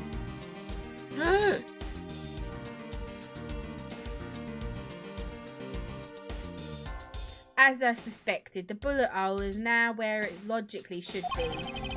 The killer went through my files first before shooting Mr. Faith. Then put the files back in numerical order, I guess. Oh no, wait, that was... Then put the files back in numerical order, I guess. Exactly. Then they proceeded to shoot the victim. But why would someone kill a man and then look through your files one more time? Puzzling indeed. The files were thrown into disarray twice, once before and once after the crime. But why? Now that the crime scene is as it was at the time of the murder, time to give it another look. This... What is that? Why does it say Gumshoe there in blood? Pardon me. I'd say that's some incredibly incriminating evidence. Yes, indicative of criminal activity indeed. No, wait, there's gotta be some mistake. Mr. Redra, sir, help me, say something, sir. It appears that one of my files was stolen. Is that all, sir? What about me and my situation? Is this what the killer was really after? Oopsie. Looks like Tim was able to leave us in the name of his killer in the end. And his most important message managed to reach us. I'm telling you, it wasn't me. You can't be terribly pleased to hear that your beloved partner is the guilty party. If you cannot accuse Detective Gumshoe of being the culprit, I sincerely hope you have some proof to back it up. Jim's words are more than enough, wouldn't you say? If that's how you want to play it, then at least allow me to understand your reasoning. You got it. I don't like this one bit. There's something strange about this man's attitude. And there must be some sort of flaw to his logic waiting for me to dig out. Mr. Redgeworth, well, what are you gonna do? What I always do in court, I'm gonna cross-examine him. One way or another, I'll expose the flaw in his logic with this technique. Oh, how do you do that? Can you explain it to me, sir? Alright, first, I listen to the witness's testimony. If I find a flaw in the testimony, something that contradicts the evidence, I open my organiser with RB and present the piece of contradictory evidence. Okay. But it's not like there's going to be a flaw in the testimony every time, right? Correct, and at those times I need to press the witness with LB. Sometimes by pressing I can draw out new information, a new and modified testimony. I think I get it, sir. I'll be sure to try this technique out during investigations too. Very well, I'll even show you how it's done. Now watch carefully.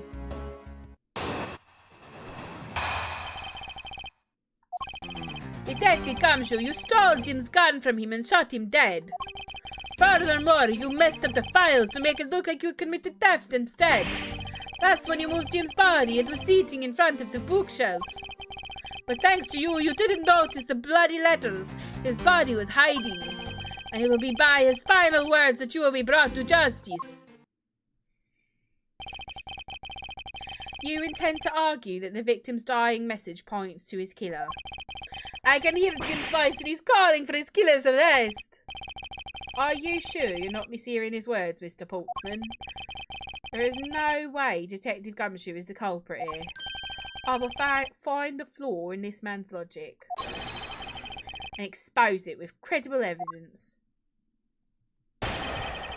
Oh, the bots are back.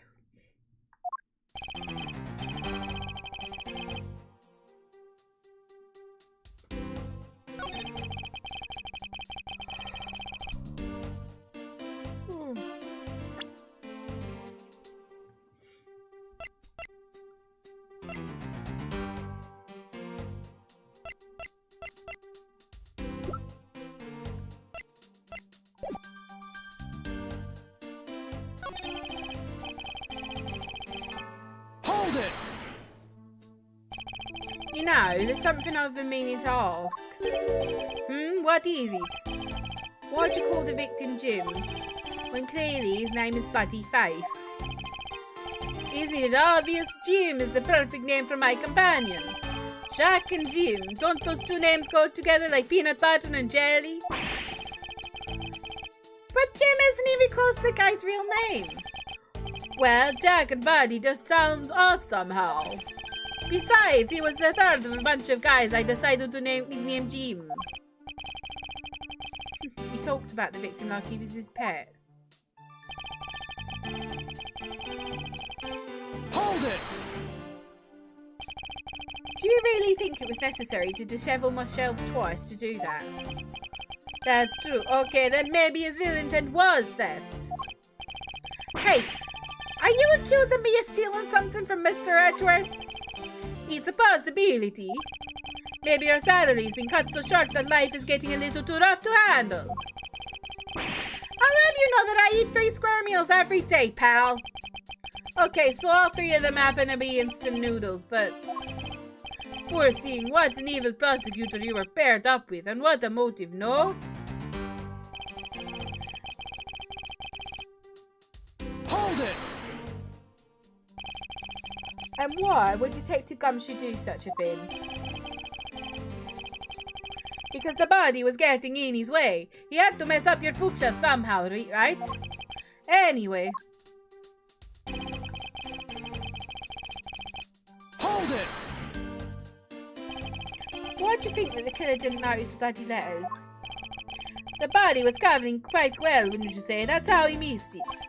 But judging by what I've seen, it doesn't take much for your detective to miss something. Who do you think you are? You know nothing about me, pal. There's a lot a person can understand about another from his first impressions alone. I can't say I disagree with him on that point. But why don't you say something, sir? Not you too, Mr. Edgeworth! Despite his lack of attention to detail, I don't believe the detective to be the culprit. Nobody could have overlooked the bloody letters, and I can prove it with evidence. I couldn't ask for a better setup. For the game finishing spike!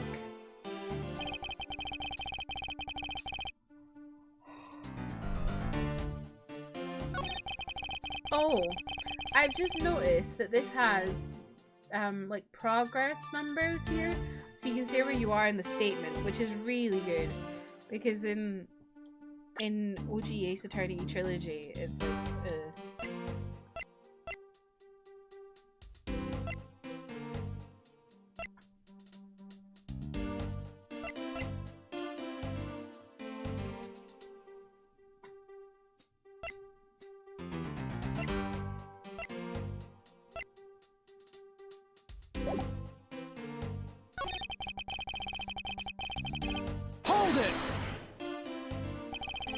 Are you saying that those letters were intended for you? Yup, Jim was an outstanding detective. I would expect no less from my former partner. Looks like Mr. Portsman still doesn't understand. He is yet to figure out the true meaning behind the bloody letters. What are you sputtering over there? Can't you just admit my logic is perfectly sound? Actually, there's a gigantic flaw in his logic. A gap so wide that even a good detective can spot it. Now to clear Mr. Portsman by presenting him with some evidence. Okay, what are we presenting?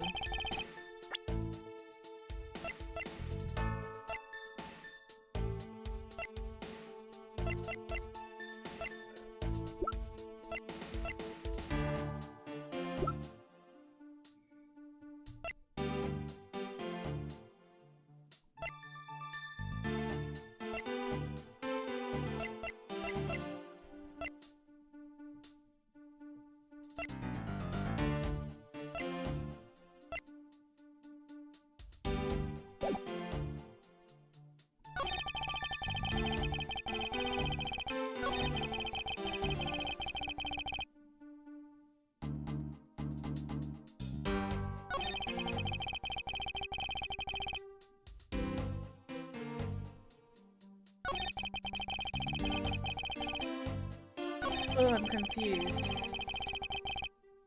Hold it! Why did we do that?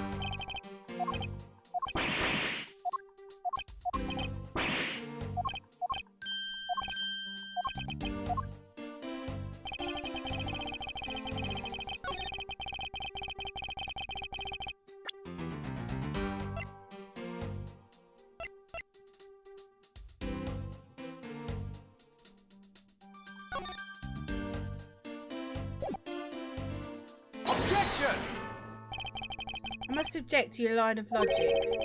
And which part do you have an objection to? It's... okay. So it wasn't that.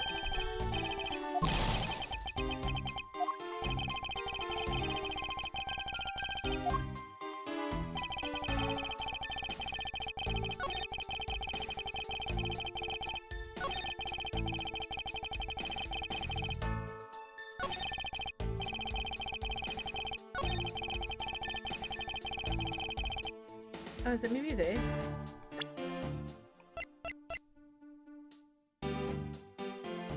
Objection! No.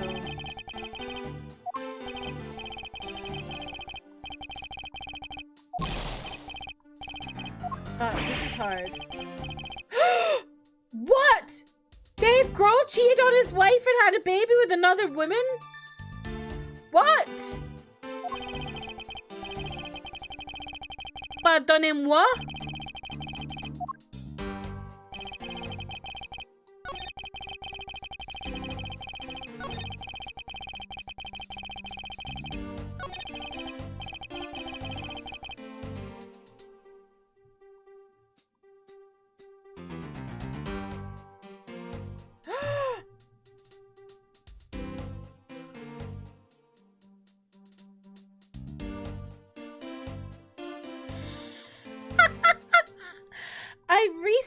become the father of a new baby daughter born outside of my marriage.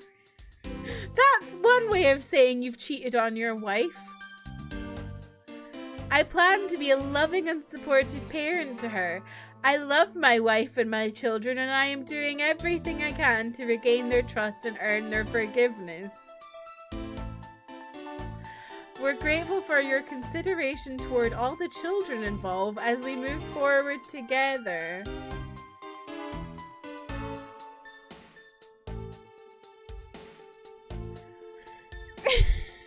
Okay. He was criticizing Taylor Swift the other week, saying she doesn't sing live for full concerts. Man has other things to worry about. I mean, to be fair, Taylor Swift deserves criticism. She's been fucking hanging around Trumpies. But... what the fuck? Yeah, literally, like, you love your wife so much that you went out and shagged another woman. Okay.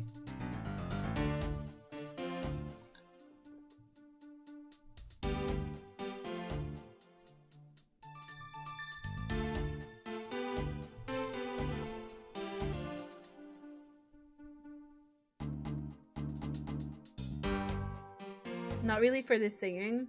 Yeah. I mean, when I saw her in 2014,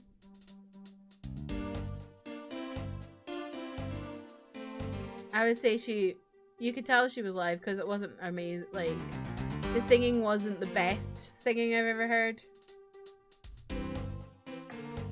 The way he phrased it to sound like he did the least amount of literally, he's like, a baby outside of my marriage. What does that mean, mate? You cheated on your wife and got another woman pregnant. Outside of my marriage. Shut up.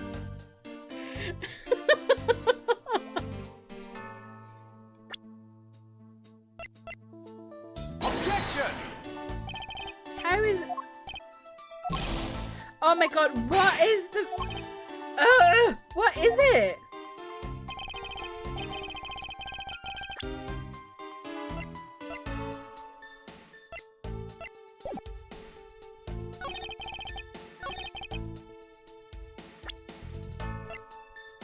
Objection!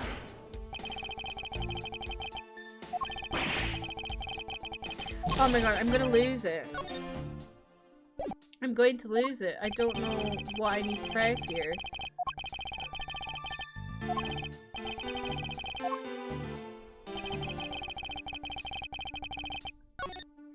I'm gonna save because I'm gonna lose if I don't.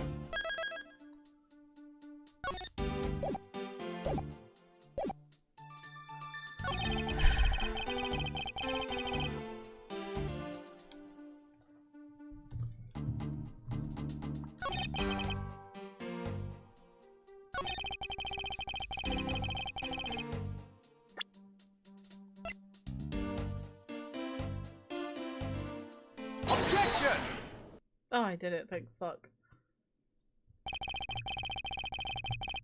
Perhaps you're not aware, Mr. Portsman, but there's a serious flaw in your logic. Ha! Bringing about a bit of the courtroom into this, I see. No problem, I'm game. I can't help but find it odd. Excuse me? Odd that a fellow prosecutor would be brought down by the power of his own office. Ooh! Oh, this is a bop. This is a banger. What are you talking about? Oh, you're joking. I get it. Ah, ha, ha. If you have the time to laugh, then you have the time to take another closer look at this. Do you still not see? If not, may I direct your attention to the missing file? What? That's impossible. What's impossible, Mr. Portsman? Nothing. The files on that shelf are all about a certain case. When the killer went to take the file after murdering your partner, I hardly doubt they could have missed the bloody letters written in the spine. Objection! It's possible that they could have taken the file before committing the murder. I think it's pretty obvious that the file was stolen after it was written on. The missing letters and the detective's name where the file should be is proof. It's a banger. Yeah, yeah.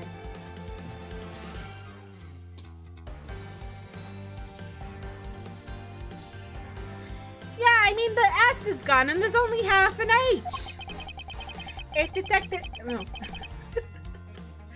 Detective Gumshoe really was the culprit of this case, I highly doubt that even he could overlook his own name written in blood on the files, especially as a detective who can't stand the sight of blood. Which means what exactly? What does that make this dying message? It makes it the work of a criminal intent on tampering with the crime scene.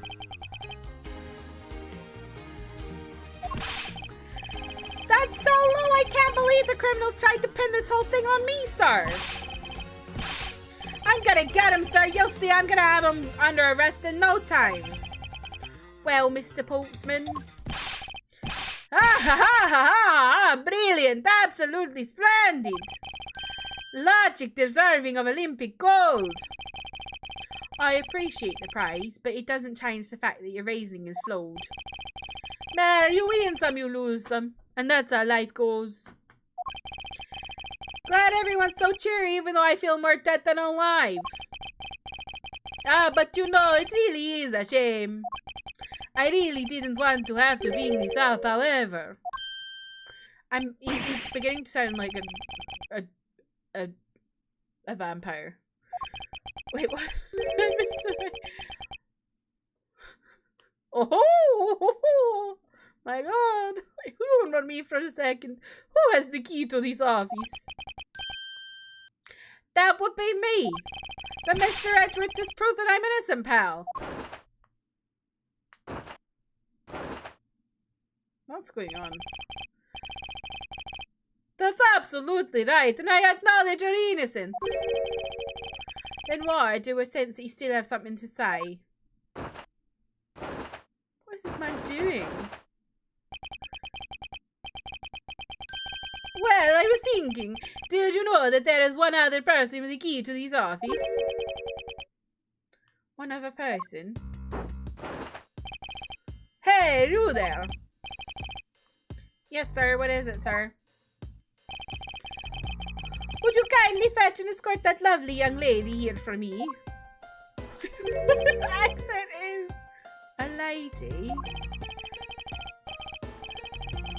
The girl is a member of this building's security. Think of her as a material witness. Security? Did you say security? No, stop it, pal, don't! What's wrong with him all of a sudden? Huh? I believe she needs no introduction. I have called upon Miss Maggie Bird, a member of security. Detective Gumshoe, sir. Oh wait, have we met her before? Hang on. I feel like I've met her before.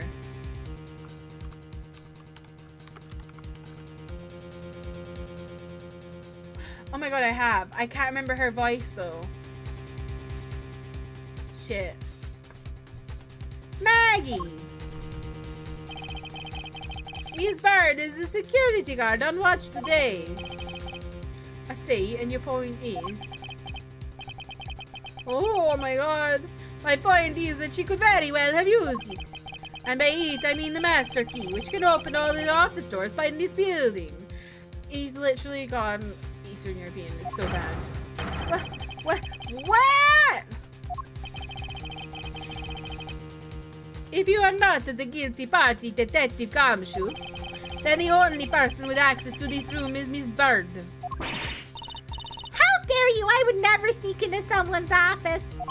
That's right, I refuse to believe that Maggie's the culprit, pal. It was me, that's right, I did it. Can we take that as a confession, detective? Well, it wasn't really me, but it definitely wasn't Maggie, pal. So yeah, it was me. If it was, you'd have no problems with that, right? Please refrain from flying off the handle, detective. There's no need for such theatrics.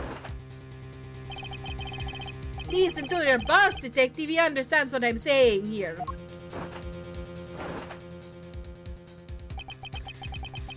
That the girl is the only one who could have committed the crime, and for one simple reason. Okay. We're about to go into an ad, so I'm gonna leave it here. While some way you can do some checks. Me looking at his wiki and seeing he cheated. He cheated on his first wife too? Dave Grohl, you're a bad man. Oh, so close to 69. Oh, me when it's warm I start flapping my jacket to cool myself down. So true. Okay, I will be back in a couple minutes.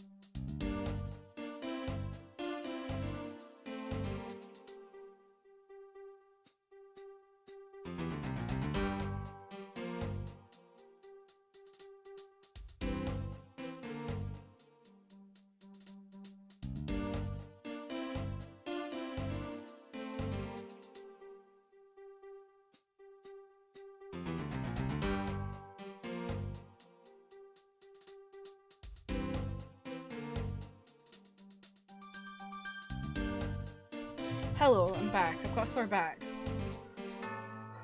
Very stiff.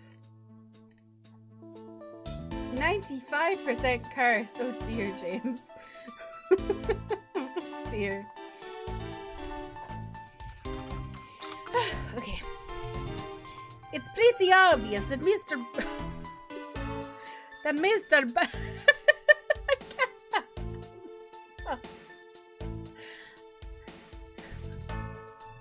It's pretty obvious that Miss Bird snuck into your room using the master key. I mean, if Detective Gumshoe isn't the one who opened the door, then that only leaves Miss Bird as our prime suspect. On top of which she knows our good detective, doesn't she? Making it all the more probable that she was the one who faked the dying message. So you're saying she used the master key? Incredibly incriminating evidence, wouldn't you say? That's what you claimed about the evidence earlier as well. That was then, this is now. The flow of a good match always changes during a rally. It's all about your reflexes and reaction time, especially for an athlete like me. I wonder if it was anyone else other than Miss Bird who could have used the master key. Seems that the only way to get Mr. Portsman to give me more details is to press him.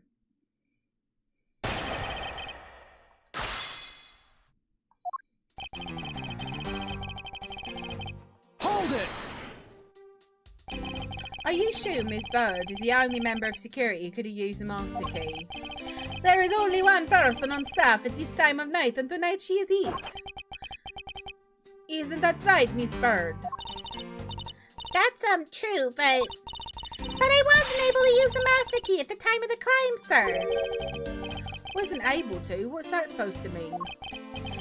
Yes, moving on. I'd hate to get sidetracked by something unrelated. What do you mean unrelated? I want to hear what she has to say, pal. But you can't really trust her not to tell lies. Plus, I hate wasting time.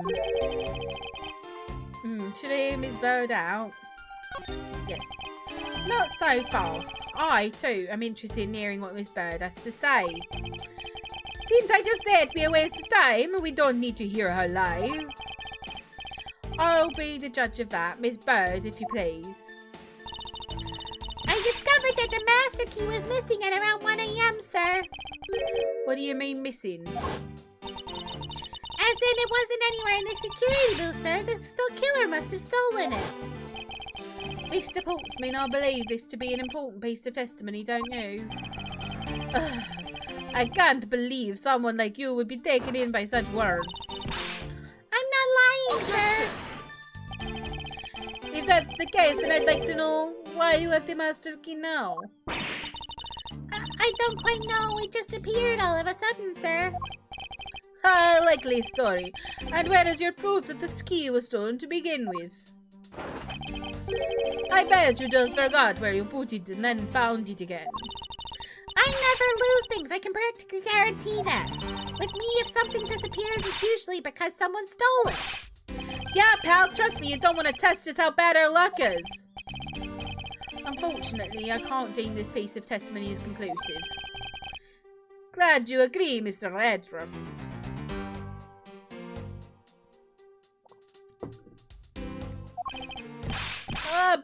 But you still haven't established Maggie's motive for breaking into Mr. Edgeworth's office.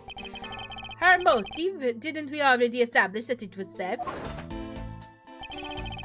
I mean, the culprit clearly went through the bookshelves and at least tried the safe.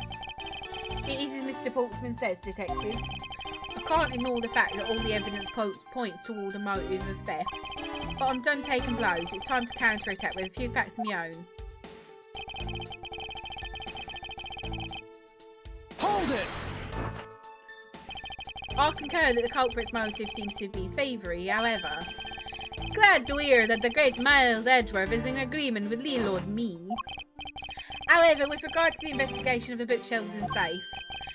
Hey, good thinking! Asking for my opinion on the matter. He's really just not... I don't understand this accent. I don't know what I've done. Would it be too much for you to allow me to complete a full sentence? Hold it! I thought we'd established Detective Gumshoe's innocence pretty thoroughly. It was just a theory, one hypothesis among the many possibilities. I mean, I had my doubts about Miss Bird from the very beginning. That's the case, and why didn't you mention her first? Now, detective, don't make that face. See, there goes the truth running the other way. Let's pick up the pace and see if we can't catch up to it. Don't think you're catching my drift. But we are in agreement that the detective isn't the killer, right? If so, then I hope you'll understand what I say. But since she is the only one who could have opened your office door... Hold it! Don't you think it's a bit early to be jumping to conclusions? Are you saying there's another way to open the door other than with the master key? Oh, I get it. Perhaps you had a spare made for someone else. I'll have you know, I have never made a spare. So what are you insinuating? Oops. Nothing. Guess I should have known better than to suggest that someone like you would. Hold it! Is there anyone in this district who hasn't at least heard of Detective Gumshoe? Good point. He's practically a celebrity among us prosecutors. Really? I never knew I was so talked about, sir. We're holding our collective breath, you know. For when you screw up so badly that you're literally chased off the force. Wait, what? Is that true, Mr. Edgeworth? Of course not. That's hogwash. So don't scare me like that. I almost had a heart attack there. Hold it! By dying message, you mean the bloody letters that spelled out Gumshoe? I figured that whoever wrote his name must have wanted to frame him. And just the act of choosing his name is proof enough that the two knew each other well. Mr. Edgeworth, what are you waiting for? Hurry up and present some evidence. I would love to, but first we should listen a bit more and digest what he's saying. That's what I did. I pressed him for all the information.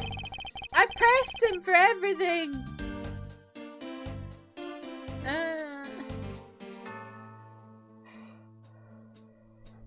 Hold it! I think I did this one.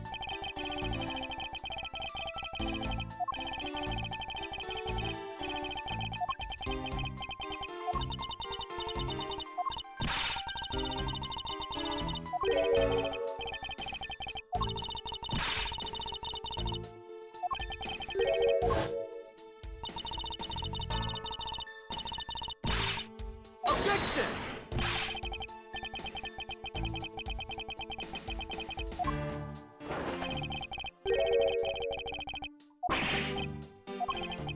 I have to say, I really like how this looks, this game. I feel like they've done a really good job of updating it so it looks modern.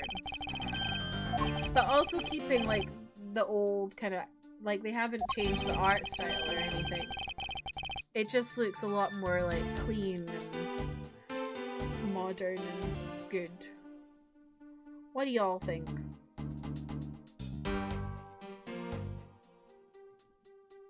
I especially like the like little pixel sprite, not pixel, the like little chibi sprites. I think those are really good.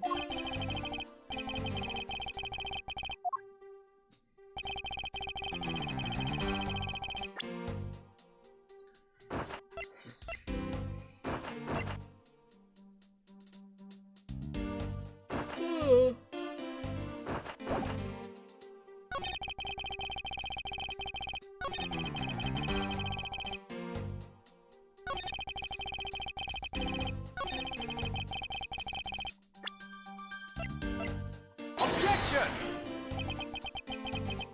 Oh, that's not right. I'm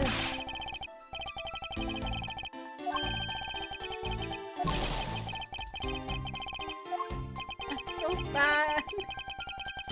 I'm bad at this game.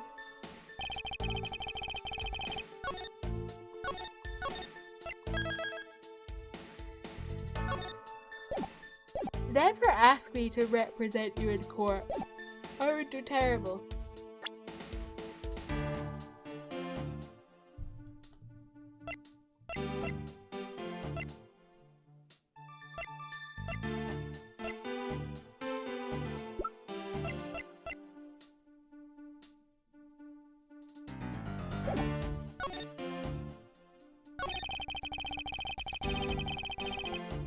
Yeah, I'm just gonna check I pressed everything.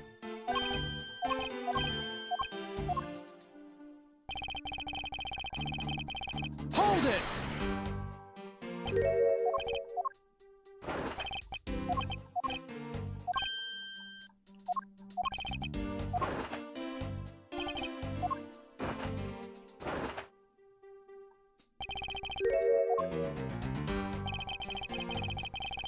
Hold it!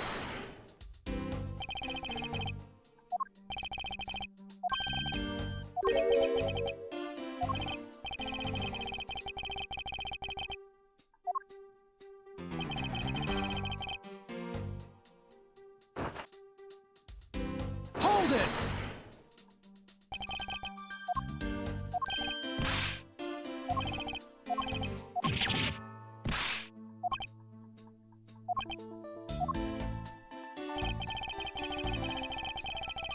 Hold it! Okay, so I've definitely pressed everything.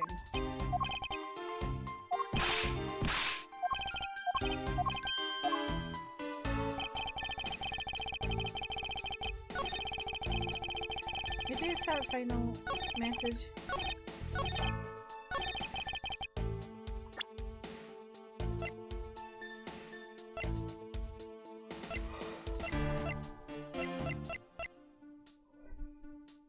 Objection! No.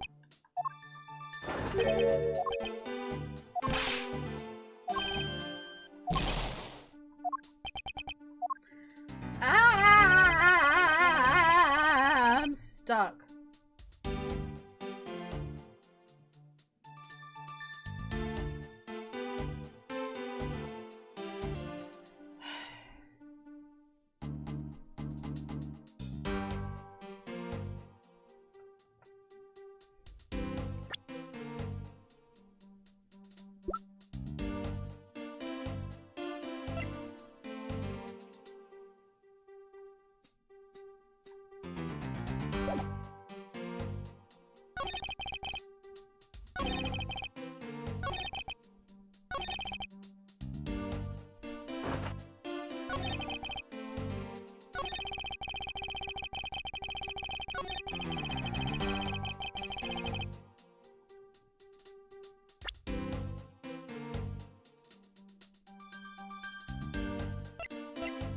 Objection!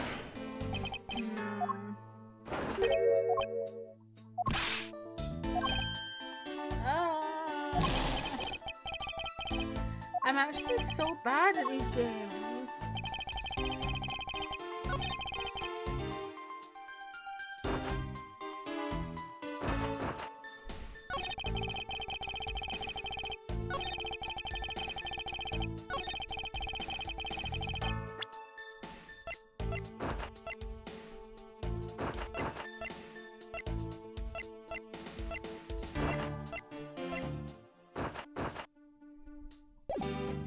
Hold it! Oh, I didn't mean to do that.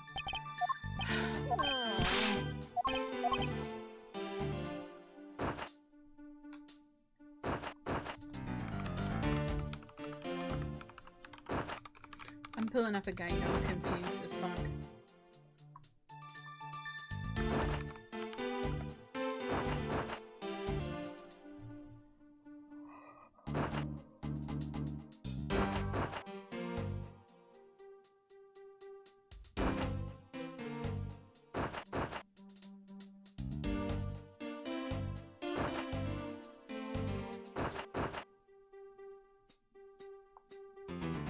Oh, I would never have guessed that was the option to do that. Okay.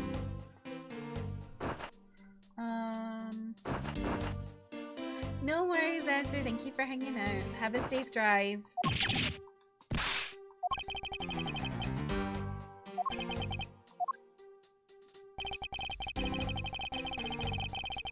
I literally never would have guessed this is what I had to do. So... Objection!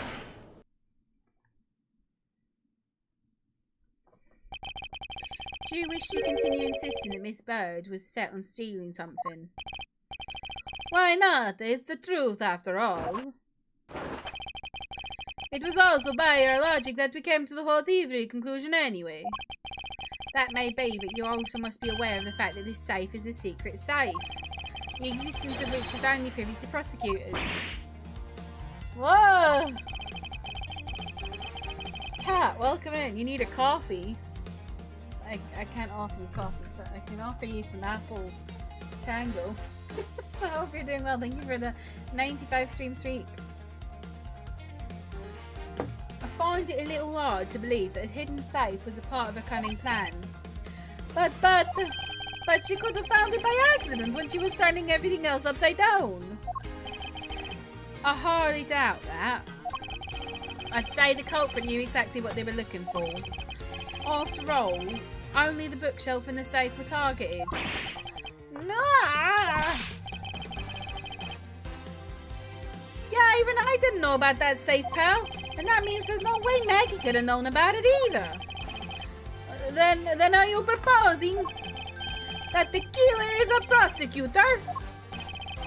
Interesting conclusion. That is definitely looking a lot more and more probable.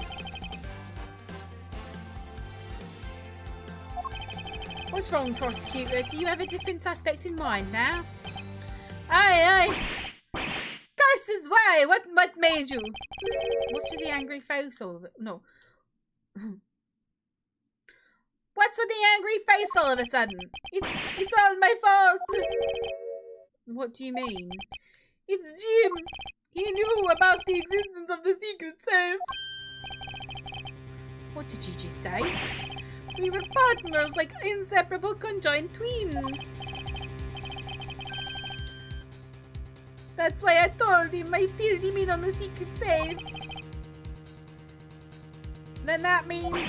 Yeah, I know, I had only just told him to. Obviously it was wrong of me to tell him. I still can't quite believe it, but the thief who broke into your room was probably Jim. Now he's claiming that the victim was the thief. And you were simply trying to stop him, weren't you? Miss Maggie Bird. Excuse me? I'm glad you're okay, Cat. I mean, you are a security guard, right? That's your job. But killing is going a bit too far, even in your risky profession. What the? You're still accusing Maggie of the murder? Yes and no, I mean, she had stumbled upon Jim, who had probably drawn his gun. I get it, it was self-defense, wasn't it? No, I couldn't. I could never do something like that, not even as a security guard, sir. Plus, even if she was a thief, she wouldn't have a key to this office. Which is precisely why he had to steal it, wouldn't you say? It was Jim who stole the master key. Ah! Pretty impossible for a supposedly stolen key to be here with us, unless you received it from Jim after you killed him. Mr. Postman, are you honestly accusing your own partner of being a thief? I don't want to admit it, but this is the only way for everything else to make sense. He has no honor.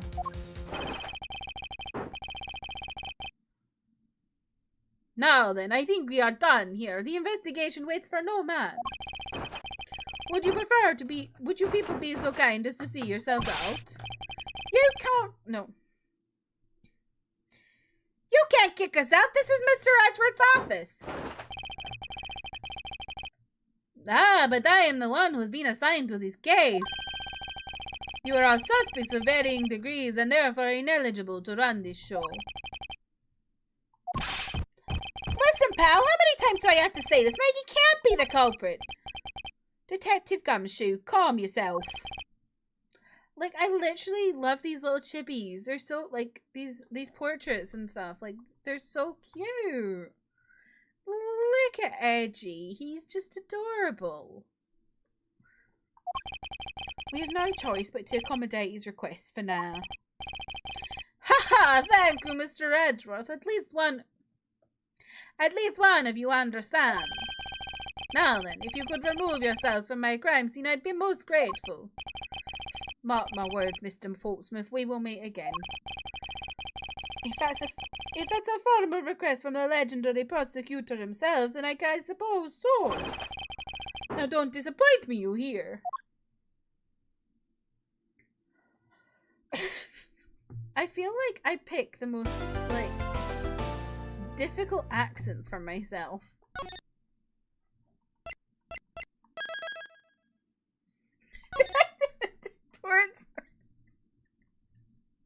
First it's prostitute, and now it's Mr. Portsmouth. I actually can't talk. Oh, God. Oh.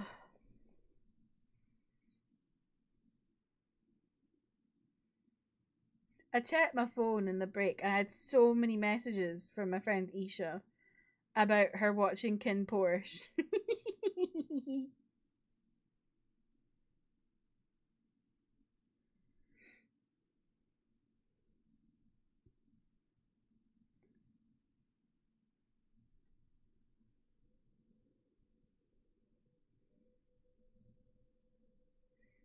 I'm enjoying her watching it. I love when people watch things that I enjoy and they give me updates. It's my favourite thing. Y'all, I had to get a new phone case today, by the way. I've ordered because look at the state of the, look at the state of the it's so bad. Everything's falling apart. It's like coming apart from itself. Here, I take it off. I've ordered a MagSafe one and then a MagSafe pop socket, so I don't, because the problem, like, pop socket's problems is that, like, if you have just a regular one, it's like, what do you mean I'll kill you if you give me updates?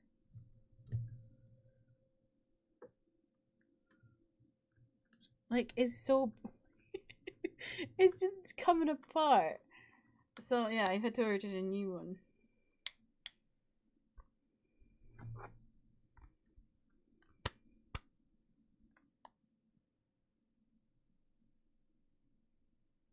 Oh, 4 minutes. No, but I don't mean give me updates on shows that I haven't seen. I mean updates on shows that I have said to watch that I have finished.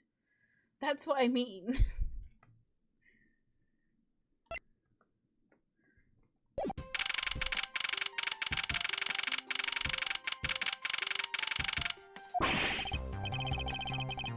What is with that prosecutor? I can't believe how rude he was. It was unbelievable. Please maintain your professionalism, detective.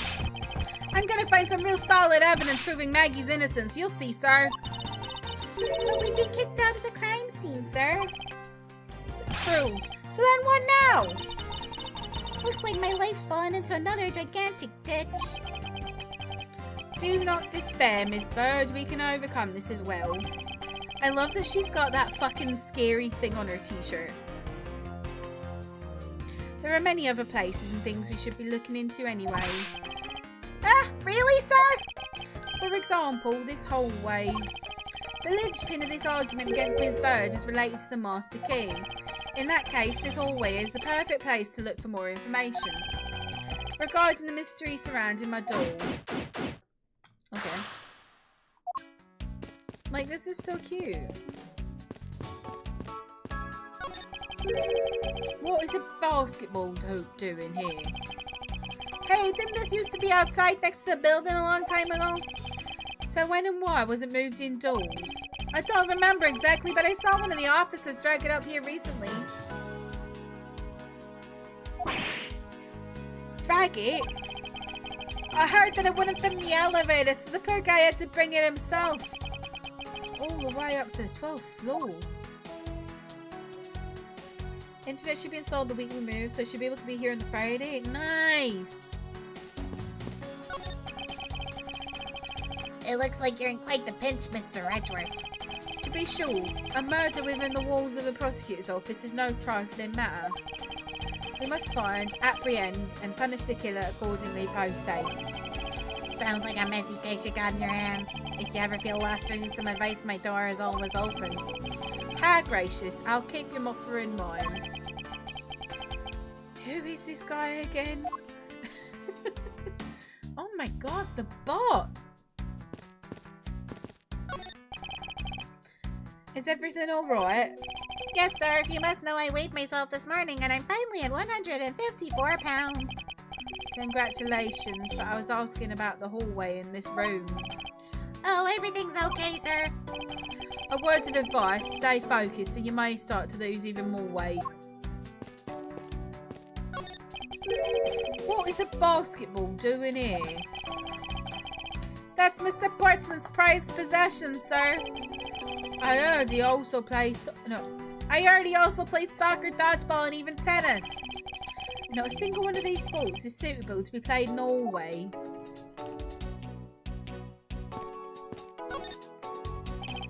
I was wondering if I may speak with you for a bit concerning this case. I've always been a big fan of the courtroom, but this is like a dream. A dream where I'm being cross-examined by the Miles Edgeworth. I can't let this chance pass me by. I must remember to ask her about the master key. I should jog a memory by showing my notes through. Why? Okay.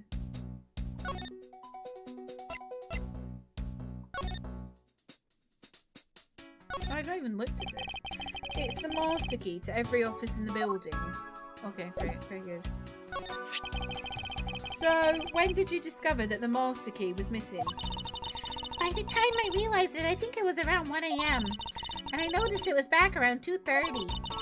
It was just sitting there on the ledge where the security room's reception window is. But I'm sure that between those times it was not just gone, but stolen, sir. Why is such an important key stored in such an insecure place?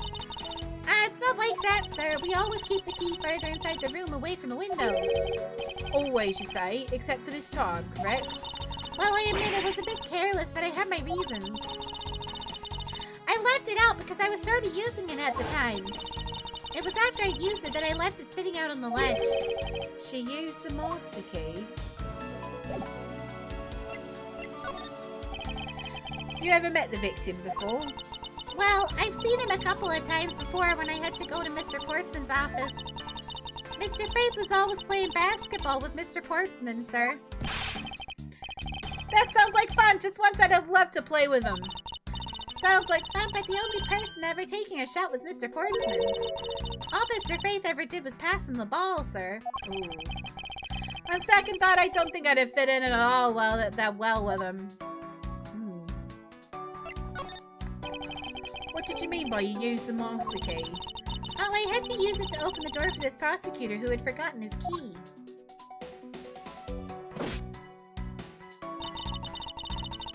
I mean, it's my job as a security guard, right? Ah! What is it? That's right, I just remembered the prosecutor who forgot his key. Mr. Portsman? It was Mr. Portsman, sir! What? Please tell me more, Miss Bird, quickly. I knew it. It was around 12 a.m. Mr. Portsman had forgotten his office key, so he came down to security, sir. Why the fuck is this man at work at 12 a.m? And that's when you loan the master key to him? No way! It's against regulations to loan the master key out to anyone.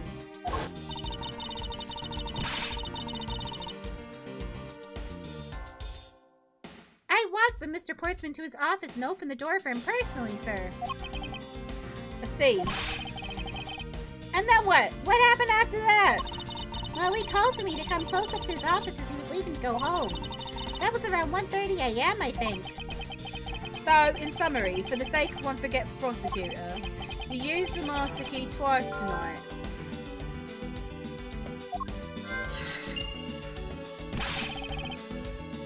Talk about suspicious! I doubt you can say that you've never left your keys at home, detective.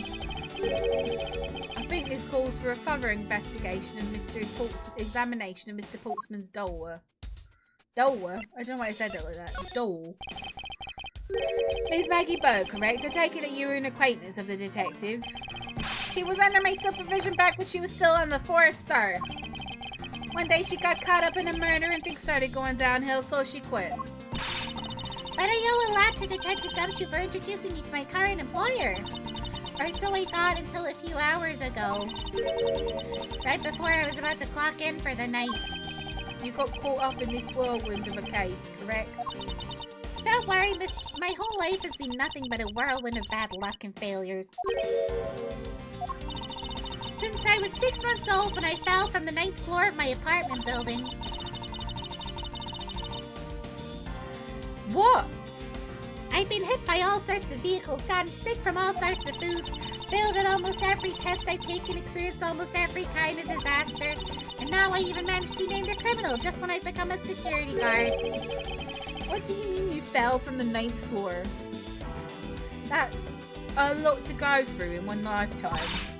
I know, and just when I thought I'd finally found my happiness, I wind up getting you and Detective Gumshoe involved in my bad luck.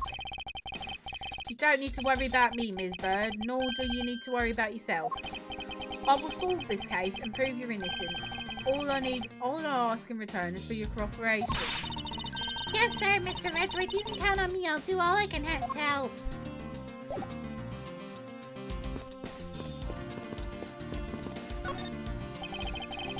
I won't rest until I've inspected every suspicious-looking nook and cranny. Woohoo! Well-crafted, high-quality sofa for visitors. The stitching is excellent. Talk about a luxury waiting area. These babies are also great for napping, you know. You would sleep even out here, detective, in a hallway. Whenever I do, I always wind up dreaming about giving testimony on the stand. But it always ends the same way, me being trounced by a lawyer. Isn't that awful? Maybe I should give it a try sometime to envision myself winning, naturally. It's... Isn't that missing Zero Series file, sir? No doubt about it. No doubt about it. Why do I say it like that? No doubt about it. The bloody letters mark it clear as day. There seem to be a few pages missing. A thief took only what was necessary and left the rest behind. So what are these zero files about, sir? I guess they got something worth stealing in them, huh? Not particularly, it's just a collection of court case files. However, the cases within these files are not mine. Huh? They belong to the High Prosecutor who used to occupy my current office. I have my reasons, but let's just say I was charged with keeping them as they were. And that means the thief must have also wanted the file for a specific reason, right? It would seem so. Only the pages relate to that case from 10 years ago I'm missing. I wonder why anyone would care about such an old case. Jim, thank you for dealing with these bots, by the way.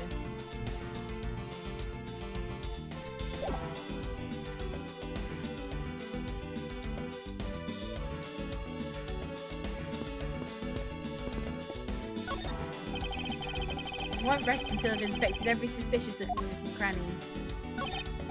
1202. These four numbers on the number plate alone proclaim this to be my office. Whoops, hey, these number plates say right out, sir. They have to be able to take the plate off when a room becomes vacant, you know. Although, the idea that it can be so easily removed is kind of interesting. I don't see any signs of forced entry. And according to the guard, no signs that the lock was picked either, sir. Meaning that the door was really open with a key. Did you happen to ask if any of the prints were lifted from the doorknob? Apparently the doorknob's clean as a whistle, wiped, they think. Whoever this thief is, they did a good job of not leaving any clues behind. A minimally set, classy door made of top quality wood. It's sturdily made, making it near impossible to break in by force. It's almost majestic, sir. I wish I could be as stately as this door. Only Gumshoe who prays a door as something greater than himself. Being a detective has its own rewards and a certain virtuous value, I think. If you live up to your full potential, that's a poignant trait that anyone can admire. I see, so you're saying, sir, that me being me is the best thing I can do for everyone? Right. That long pause wasn't exactly reassuring, sir. Not this cop agenda.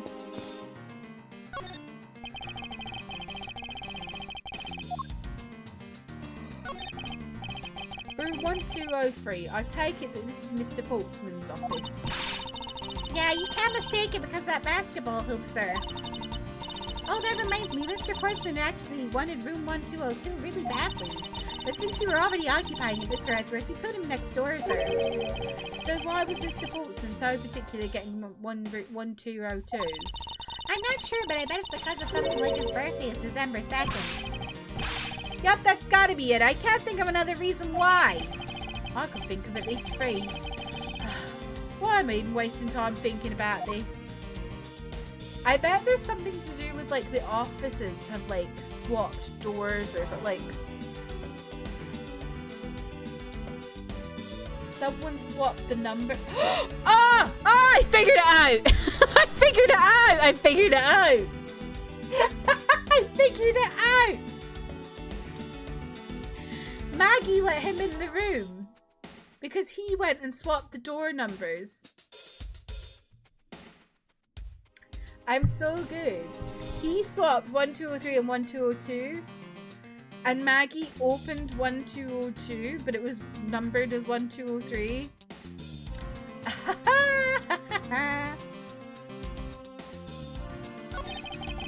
The door is locked tight. I bet the old credit card trick wouldn't work here, Mr. Edgeworth. This is the office of a high prosecutor. No. This is the office of a high prosecutor, detective. These doors would be pretty ineffective if the average cat burglar could get through them. Aha! So I guess only a great cat burglar could get in. That must be who our culprit is. Might I advise you to return that conclusion to whatever pawn shop you bought it from.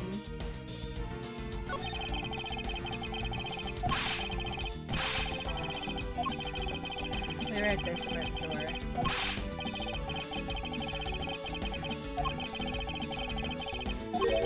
Oh, wait, I'm missing something. Oh. Oh well. It's Mr. Portsman's personal basketball hoop. Can't believe you put something like this in the hallway of the prosecutor's office. But you know, it's actually pretty useful, sir. I haven't gotten lost trying to get to your office since it's been here. How long have I had the same office? And yet you still managed to get lost?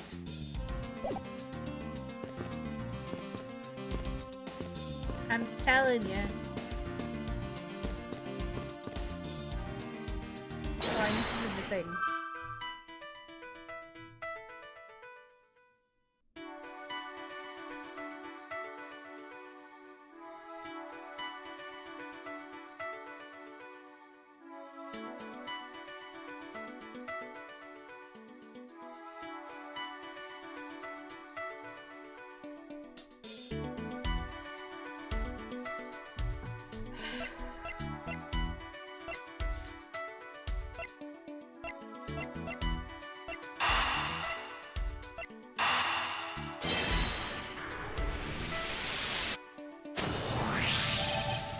Miss Bird, I'm afraid there's a flaw in your story. What? No way, pal. I mean, sir. You said that you locked up Mr. Portsman's office at around 1:30 AM, correct? However, the master key had already been stolen at that time. Well, nothing gets past you, Mr. Edgeworth. You saw that contradiction like a pro. I had totally forgotten all about that, but thanks to you, I remember it now. You're right. It was around that very time that I realized the master key was missing. And? Well, I'm a security guard, sir. I couldn't just admit to losing the master key, could I? So I pretended to lock up his room, sir. You pretended? Yeah, I used my house key and made it look like I was locking up, sir. So in actuality, you never did relock the door then? Well, I thought that maybe I could go lock it after I found the key. Come to think of it, I guess the door still hasn't been locked properly. Oh, we can go into his office? Maybe?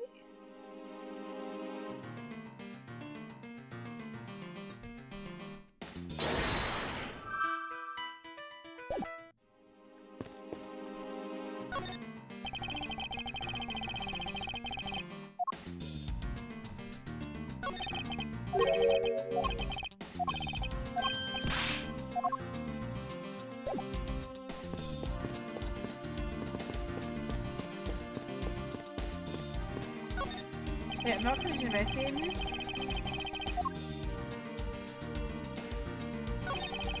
I bet the thief's not under here. I guess there isn't enough space for anyone to hide under here anyway. I mean, if someone could contort themselves to fit, I'd be really impressed. Sounds to me like somebody's already tried at least once before. Is that everything? Okay, that's that done.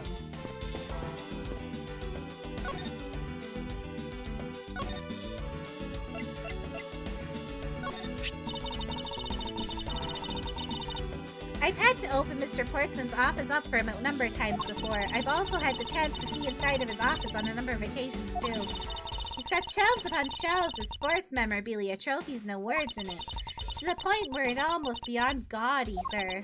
But maybe I just feel that way because I'm jealous since I don't have even a single one. Don't say that, Maggie! I'll make a special God of the Month award just for you! Thanks for trying, but I've already got a mountain of consolidation prizes, sir. They're proof of just how unbelievably unlucky my life has been. Plus, getting a award from you just isn't the same as getting a real award, sir.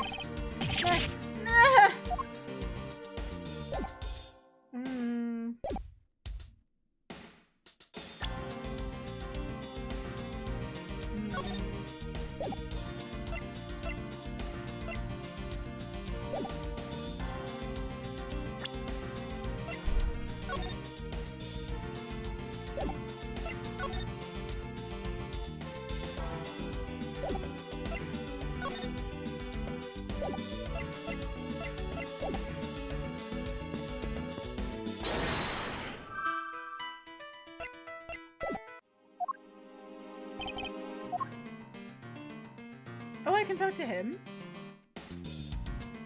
Oh, I forgot.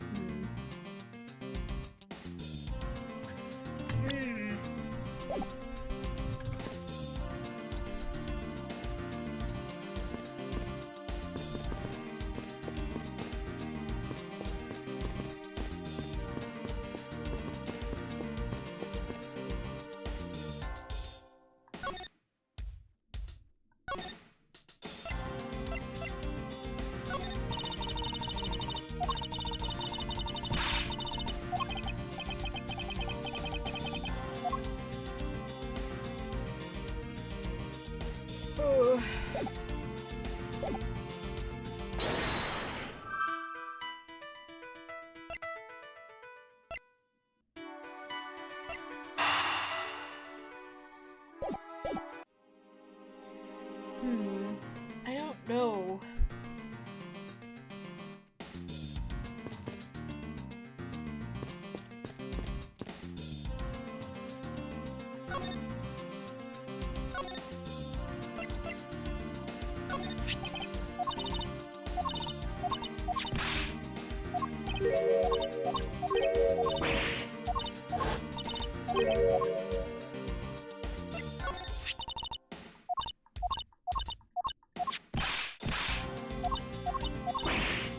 Okay, I've already asked the list, so it's not that. Ugh.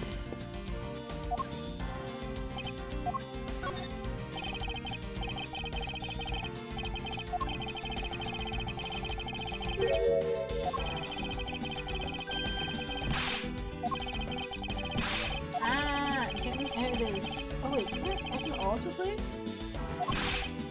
I didn't know that. Oh, that's good. That's cool. I like that function. If only it had voice acting and then I would autoplay it, but it doesn't, so I will be still doing the voice acting myself. Okay. Oh.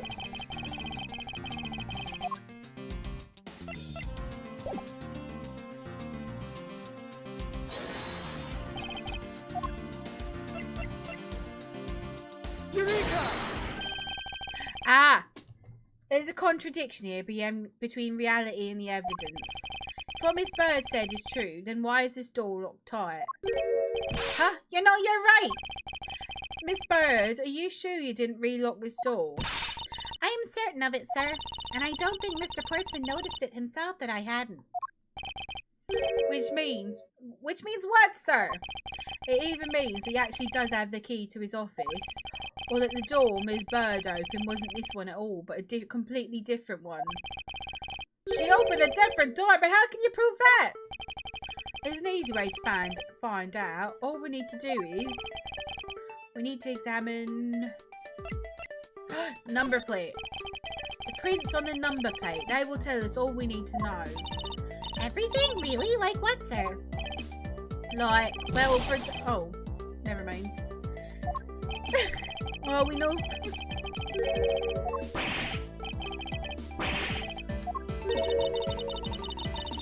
Was that supposed to be a joke to cheer me up, Mr. Hedgeman? I thought for sure it would be the number plate.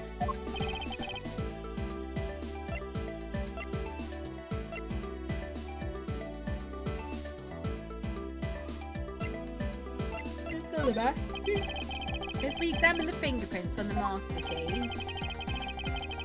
Well, if that's what you want to examine, sir, that was the very first thing we did. I can tell you that we didn't find any prints other than Maggie's. Oh, fucking hell. I'm dying here. That's so brilliant, Mr. Edgeworth. So what can we deduce from that?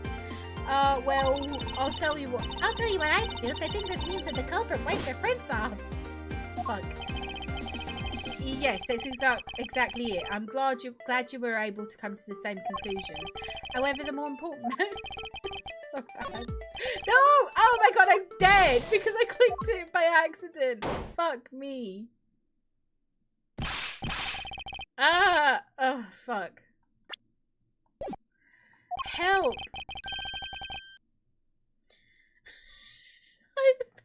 Help. I've come to announce that the investigation is over and that the girl is under arrest. Give sentence. Mr. Edgeworth, please help me, sir. Is there nothing I can do?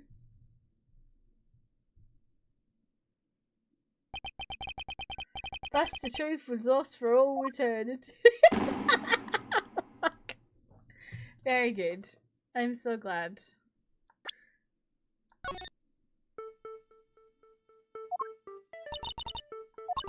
Oh wow, it just pissed me right back here. Oh, that's amazing.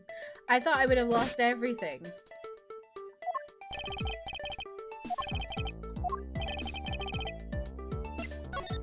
Oh, this is a lot more forgiving. The prints on the doorknob will tell us everything. Hey you, yeah you pal, do us a favor and see what you can lift from this, okay? So, what did you find out? There's no need for such belligerent nostril flaring, detective. Sir, I've only found Mr. Portsman and Mr. Faith's prints on this doorknob. So, only 2 people's prints were found in this, huh? That's pretty decisive. Huh? I'm lost, sir. Thinking logically, a certain other person's print should be on this knob as well. Now then, whose print should also be in this doorknob? Maggie Bird. Don't you find it odd that the prints on the person who unlocked this door are absent? You mean... Yes, the door that Miss Bird opened could not have been this one, but a different one. That's what I thought. What have we here? I won't rest until I've inspected. Okay. Is this basketball property of Mr. Portsman? Yes, sir. He's always ready for a match. Basketball, sir. Okay, wait.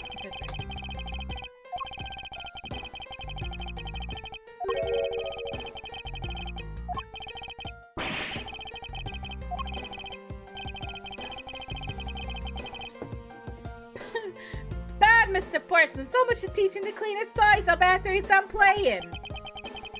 I think we've reached the end of this conversation.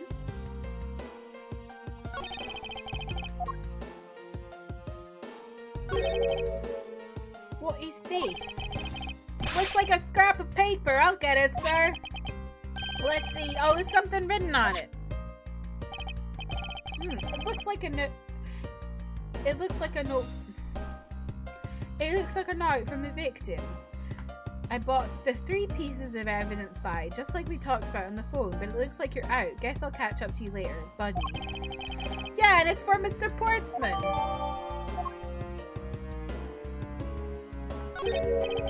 What's this? What are you looking at, sir? Oh, hey, how about a game? That's okay, detective. I just found the position of this hoop to be a little off. Hey, you're right, sir. I guess it shifted when someone made a seriously sweet slam dunk. The position of the hoop is definitely unnatural. I'd better take a note of this.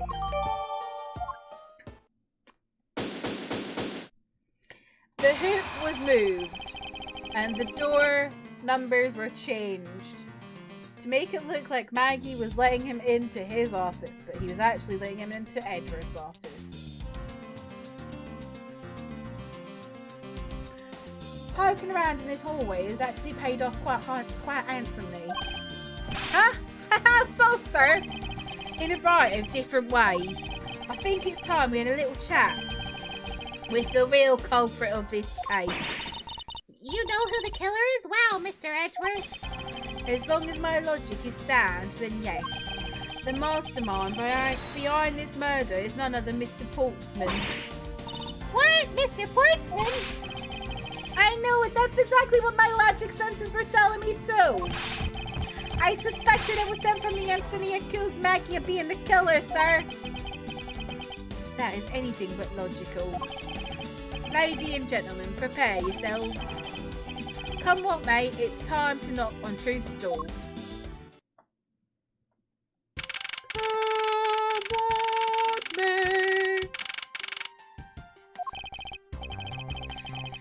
Mr. Portsman, I finished processing the bloody letters, sir.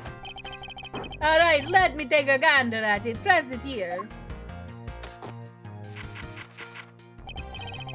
Okay, looking good, you there. Take good care of this. Woo. He just throws things around. Well, if it isn't Detective Gumshoe. End of the line for you, Portsman. We got you now. Come off your dog, Mr. Edgeworth. Is this some kind of joke? It's no joke. We know, Mr. Jack Portman, that you are the guilty party in this case. You must be pretty upset getting chased out of your own room. I'd be mad too. So I guess you can stay, if you promise to stay out of our way. You intend to hide your crime under the guise of a prosecutor doing his job. I can see right through the unsightly paper-thin mask you wear upon your cowl. Ha ha! Who'd have ever thought it would come to this? Actually, come to think of it, your mentor was one from Karma, right? The legendary prosecutor who never lost a single case for 40 years long. But there was always this incessant chatter about forged evidence with that guy. Really teaches me that I've got to stay on the lookout for false accusations, you know? Are you done trying to play mind games with me? Because they won't work. The only thing you should be using that mouth of yours for is explaining yourself. Although, that too will only dig your hole deeper. Either way, your game is up. Well, aren't we full of ourselves, even though you have yet to prove anything?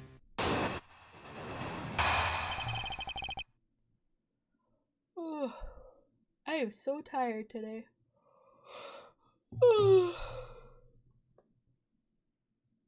Did anyone get up to anything fun over the weekend? I feel like I didn't ask you all that.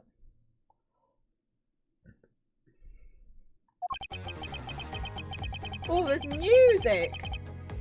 I have no idea what sort of harebrained idea you have in mind, but there's a mountain of evidence that points away from me being the culprit. Besides, how, may I ask, do you propose I unlocked your door and got in here? Look, I feel bad doing this to you, but I've got work to do, so we're done here. Sorry, but we are not finished yet. But you're stubborn. I suppose you're basing your accusations on something. I'll show you what I'm basing my accusation on with evidence.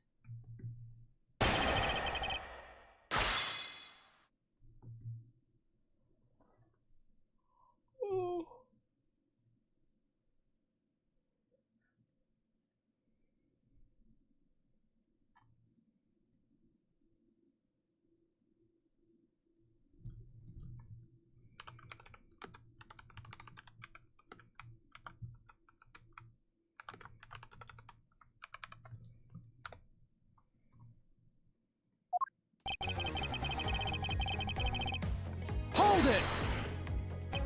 My accusation is a harebrained idea, is it? You tell me, I'd say it is, after all. Hold it! Oh, and what, pray tell, kind of evidence are we talking about here? Jim was my partner, so you can't say I had a motive for killing him. And that's it. You've not even an anthill, let alone a mountain. But it's more than enough, wouldn't you say? Might I recommend that you review what the word evidence means? It doesn't change the fact that the evidence doesn't point to me as a killer.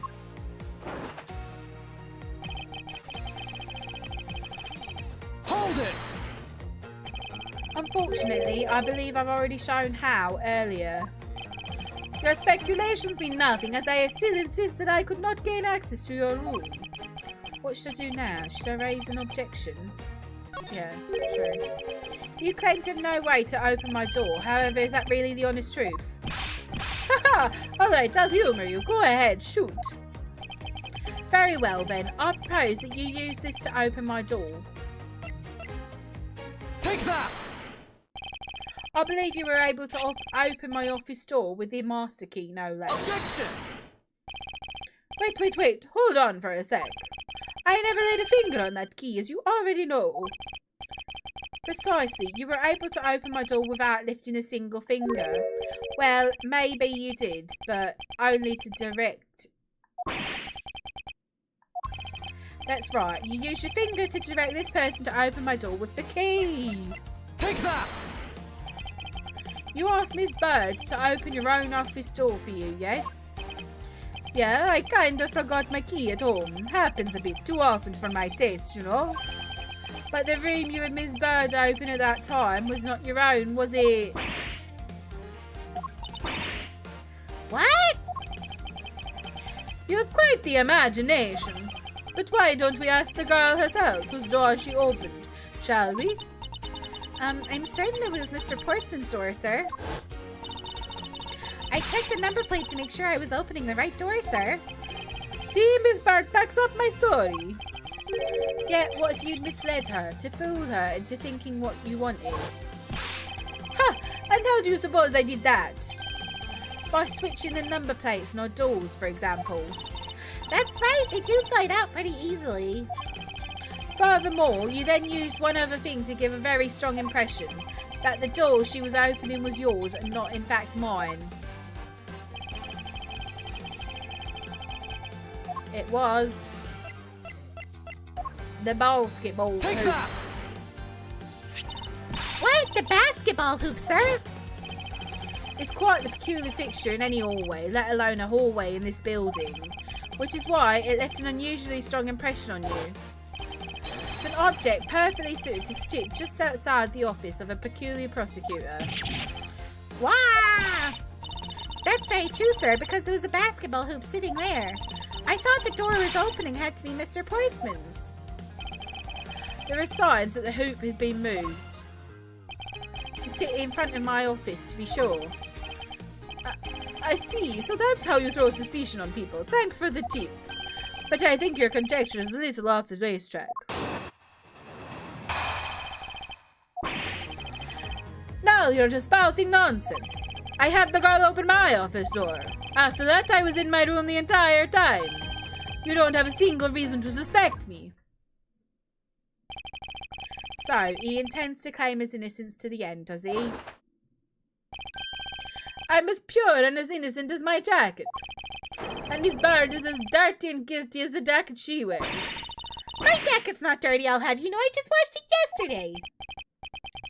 Please calm down, for I intend to show who is the one truly covered in slime here.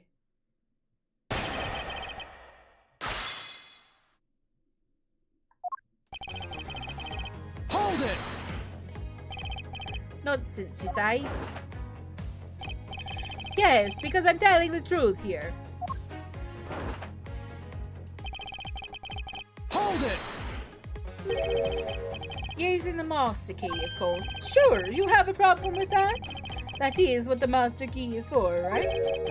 Perhaps we should place it in an elaborate labyrinth of some sort for people like you. Hold it! And what were you doing in your office? I was doing my usual training regimen. Training regimen? Were you going through your law books from start to finish? Mainly batting practice and some weights. Oh, and I jog when I get the chance. Wow, you must be the buffest prosecutor we have.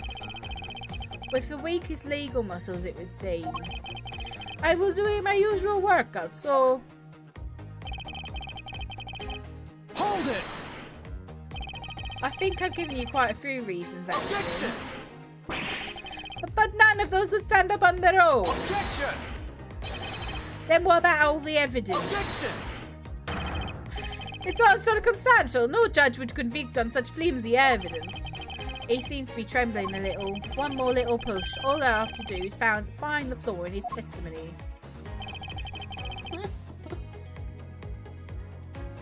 Okay, so...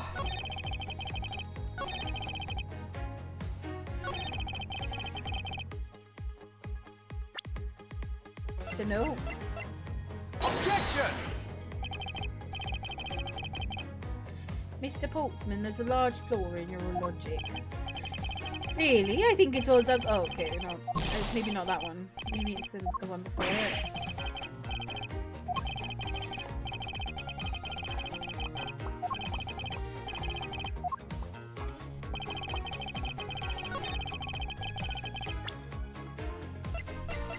Objection!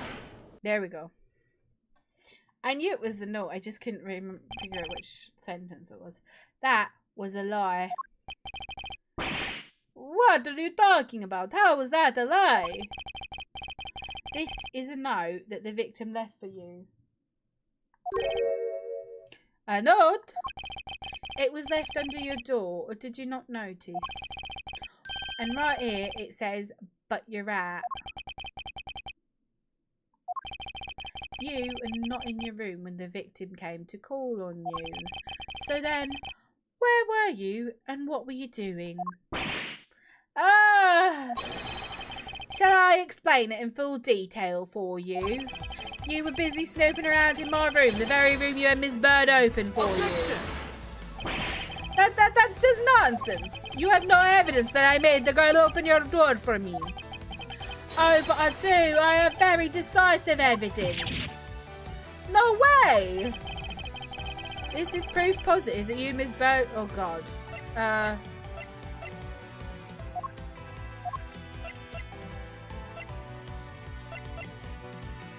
Oh, her fingerprints. I had your door dusted for prints. My door? Huh, what for? Come on, I bet you didn't find anything. You sure are good at wasting time. You're right, I didn't find anything, and they're definitely not Miss Bird's fingerprints. Her prints? What do they have to do with anything? Let's put it this way. If she really was the one who opened your door, then her prints should naturally be on the doorknob she touched. This music is actually insanely good. This makes me feel really hype when I get something right. I'm popping off.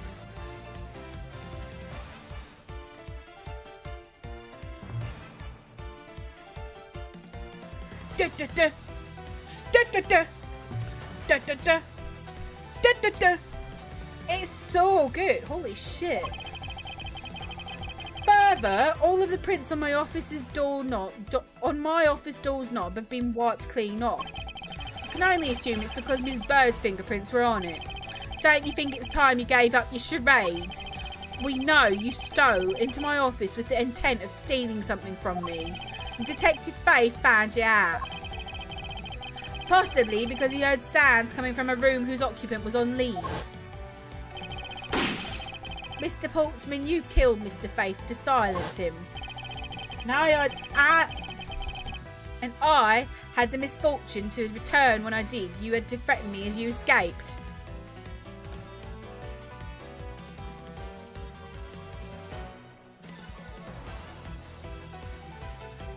James, why is his music so good?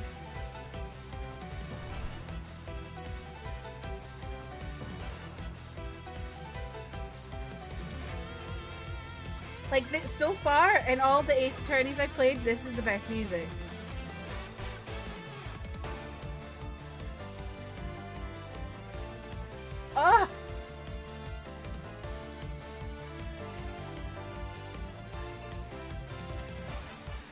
2 is even better? Oh my god.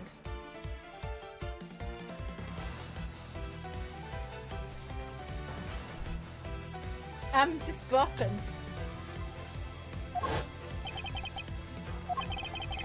As I said, when you had the gun to my back, no one gets away with committing murder in my office.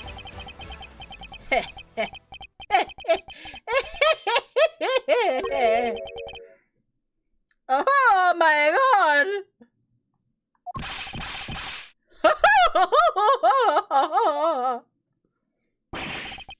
That's just what's so funny, pal. Well, that look of stiff seriousness on the face of this office's finest prosecutor, as he makes a huge mistake in accusing me, is simply too much to bear.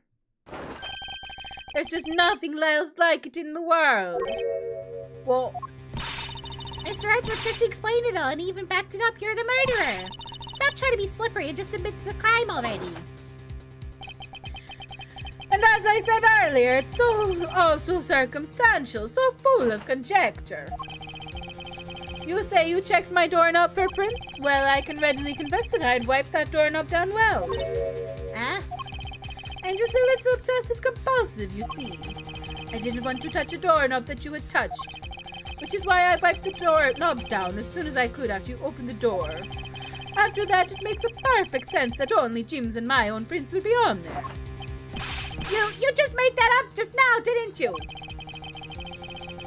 Furthermore, as for the note Jim left for me, do you know exactly when that was? For all we know, he could have left it there before I arrived at the office. Like early evening, for example. Yeah, but then why would you not have picked it up? Are you saying you failed to notice a note in your own doorway? Ha! Even geniuses fail at times. I was probably too preoccupied by work-related matters. Although, that's no excuse. Now that's just a flat-out lie. There's no way you didn't notice a note that size. But you can't prove that, can you?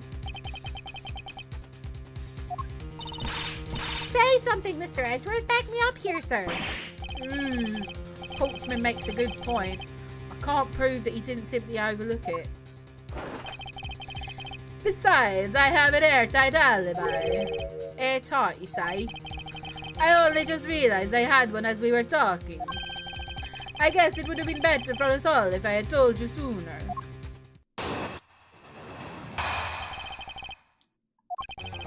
If memory serves, you came back to this office at around 2 a.m., correct? And it was then that you had unfortunate confrontation at gunpoint with the culprit. But at exactly that time, I was down in criminal affairs. What is my accent? What is this voice? Ask around. I'm sure the other detectives will corroborate my story. It is the perfect alibi. Do you really think it's that perfect? Like I said, I don't care. Ask around all you like. You'll see for yourself. Detective Gumshoe. Sir, yes, sir. I'll go check out his alibi, sir. Be right back. Mr. Edgeworth, sir, I think we're in trouble. It's just like Mr. Portsman said. The guys down in criminal affairs said they saw him at around 2 a.m. You see? All of the evidence points to him being the culprit, so there must be a contradictory point in his alibi somewhere.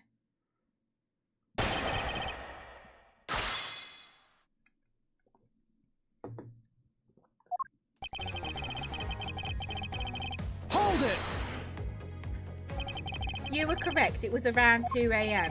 Are you sure? It's really important to me that you're spot on with the time. I remember checking my watch then and make no mistake, it was 2. Oh, giving testimony like a pro, so you came back at your office at 2. Hold it! It is as you say, however. Yes, however, you are the only one who claims to have bumped into the culprit. So tell me, did you see the person's face? Was it me who you saw? It was pitch black, so I couldn't actually see. Objection! Oh, come on now. I'm sure you saw something. Try a little harder, why don't you? I'm beginning to feel like I'm the one being interrogated here. Oh, well, it doesn't matter if you do remember or not. It only matters that you ran into the culprit. I'm gonna go get some more drink from my drink, so I'll be back in just a minute.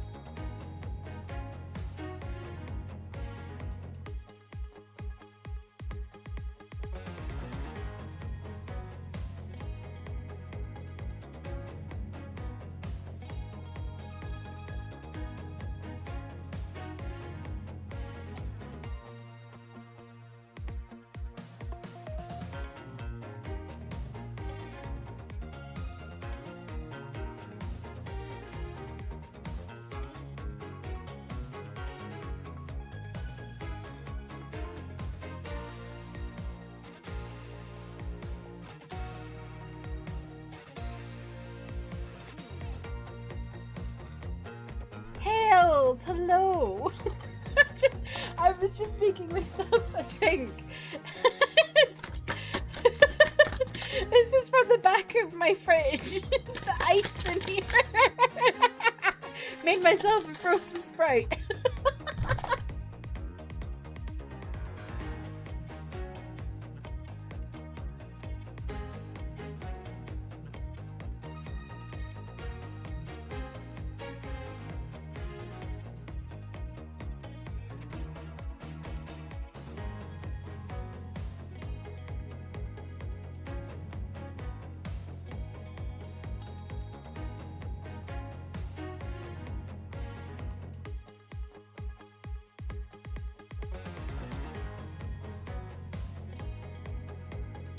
How are you, Hills? Happy Tuesday.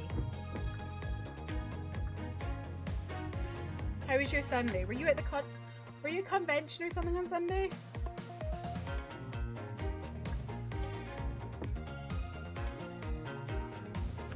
Hold it! Oh, thank you, Kate. Thank you, Stroller, for doing that. Oh, that's this Sunday? Okay. So, you paid the Criminal Affairs Department a visit? Yup, right after I left the prosecutor's building. I headed straight there for the precinct. It's bad. It's so bad. Oh, you had a bad Sunday? Oh no, I'm sorry. Hold it! Well, we did go and ask around to confirm your testimony. And it was just as I said, right? Yes, sir. A number of detectives said they saw you at around that time. See, I have a perfect alibi. How is Edgeworth so far? I'm really enjoying this, actually. I'm excited to get to it, like, properly later on when I've, like, finished the first trilogy. It's, like, a different way of playing the game, so it's quite fun. And, like, yeah, it's fun. Also, the music is popping. That's the ace I had up my sleeve. Impossible. He actually does have the perfect alibi. What's wrong? Oh, why all the sudden look on your face? Can't you say anything back, Mr. Edgeworth? I think we've reached the end of the line, and it's time to get off this crazy train. You there, sir. Please escort the young lady out, but remember, be gentle. Maggie! Detective Gumshoe! Detective Gumshoe! Is there nothing I can do? There must be a way to turn this situation around. If I only had a clue, did I miss something that can help me cast doubt on his alibi?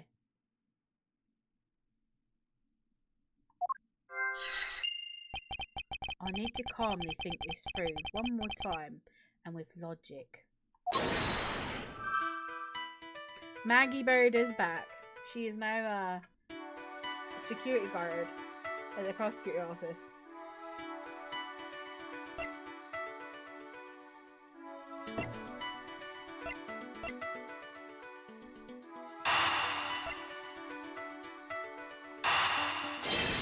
Is that right? Way!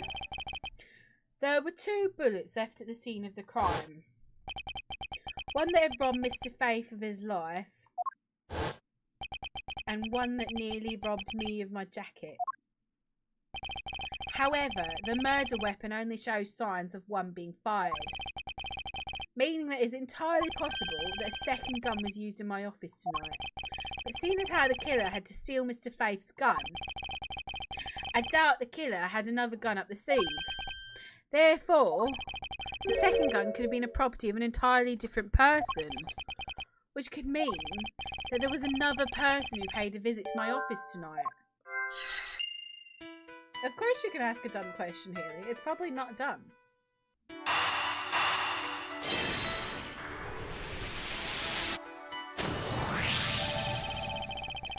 When does this take place? So this is after game 3 of the original trilogy, I'm pretty sure.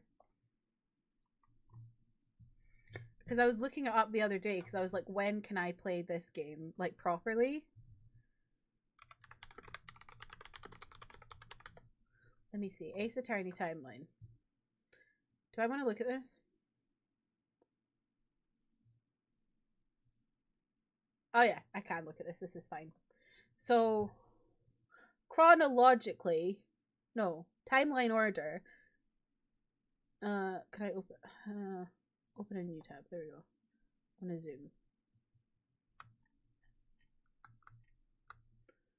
zoom. So chronologically, there's the Great Ace Attorney Adventures and the Great Ace Attorney 2 Resolve. Is it chronologically? Timeline, whatever. Then there's Phoenix Wright Ace Attorney, then Phoenix Wright Ace Attorney Justice for All, then Phoenix Wright Ace Attorney Trials and Tribulations. Then, so this starts 1 month after Trials and Tribulations. And then a few days after the end of this game is game 2. And then there's 7 years between Tribulations and Apollo Justice. That's crazy. No, it's chronological. That's the word. I was like, chronological is the right word. My favorite thing is how I'm in the middle of Justice for All, and in Justice for All, Edgeworth is apparently dead.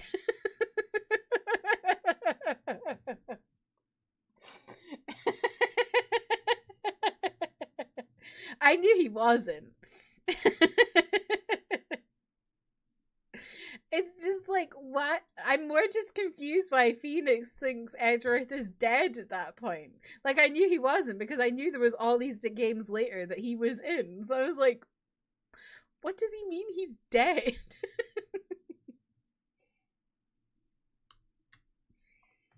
Supposing there was yet another visitor tonight. But yeah, that's not a silly question, Haley. I think that's a perfectly valid question to be asking. That would also resolve the issue of why my shelves were upended twice. We know that the shelves were disturbed once before and once after the murder, so it shouldn't be much of a stretch to think that it was the work of 2 different people. Once by the person who stole the victim's gun and then killed him with it, and once again after the murder by a second culprit, who was the owner of the second gun.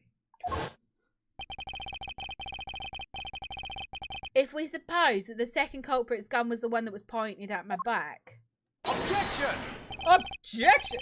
Oh, I love the way that was animated. Did you see the way that was animated? How he went like... That was so good.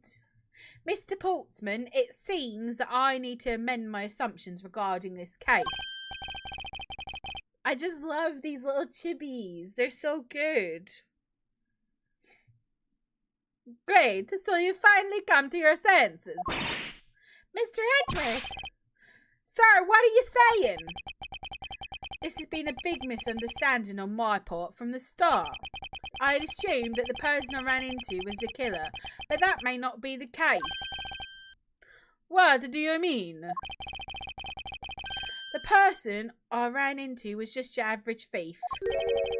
A thief? But sir, doesn't that cause some sort of contradiction in the facts? Oh, these little chivvies are so cute and tiny. It's so nice. They've done such a good job with it. Not at all. It simply means that the killer was someone else. And it means that in actuality, 2 culprits stole into my office tonight. Well, what do you mean 2? It explains both why my shelves were disturbed twice and how there were 2 guns. Mr. Portsman tricked Miss Bird and gained entry into my office. Now you're just leading the argument. You still don't have any actual proof, you know. If you could please go along with my hypothetical scenario for now, Mr. Portsman. In the end, if you really are innocent, you should have nothing to worry about. Now then, returning to my scenario, Mr. Portsman was out to steal something from me, which is why he checked my secret safe and ransacked the shelves. This is the first time. So then, this would be when the files were put back in the wrong order, right? Correct. And then, just when he was about to look somewhere else, who should walk in but his own partner, Mr. Faith? But why did Mr. Faith come into your room, sir? He probably had business with Mr. Portsman, which is why he was in the area. But that's when he noticed sounds coming from my office, which would be my guess. Oh, because you were supposed to be away, right? And he must have thought it was odd, so he came into his office to check it out. Correct. And as a detective, that was the right thing to do. But when he came in, he found his own partner standing there. Because it was Mr. Oh wait, I think I just read that in the wrong accent. Oh yeah, but when he came in, he found his own partner standing there. Because it was Mr. Portsman, Mr. Faith probably let his guard down. But Mr. Portsman was not so merciful as to let him leave alive. He waited for a chance and stole Mr. Faith's gun from him, and then he killed him. He silenced Mr. Faith for catching him in the act of stealing.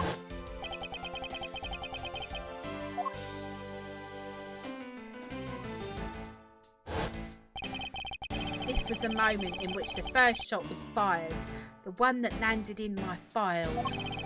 Following that, Mr. Portsman wiped the gun down and left it behind as he made his exit. He could afford to do that because he'd also left a fake dying message behind. You're such a complicated troublemaker, you know that? Well, if things were as simple as that, then we would all be solved. However, there was yet another visitor to my room, and this is where it gets complicated. There was another visitor, sir? Yes. And this other person's objective was also to steal something from me. Now then, even after Mr. Portsman left, the door to my office remained unlocked.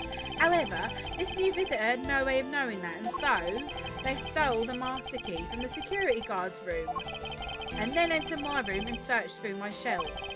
This was the second time they were disturbed, and it seems the thief found their prize. The stolen old file, right, sir? Correct. Only just as the thief was about to leave with the file, I appeared. The thief then threatened me with their own gun and made their escape. Their second bullet was fired during that brief encounter. So then, the shelves are getting messed up twice in the 2 bullets. It was all because 2 different people were doing all those things at 2 different times. Precisely. So now, do you see, Mr. Portsman? The person I met was just a thief and not in fact Mr. Faith's killer. Your alibi for the time frame in which I ran into the other person is now irrelevant. Because we now know that the murder took place during the first culprit's visit. Objection!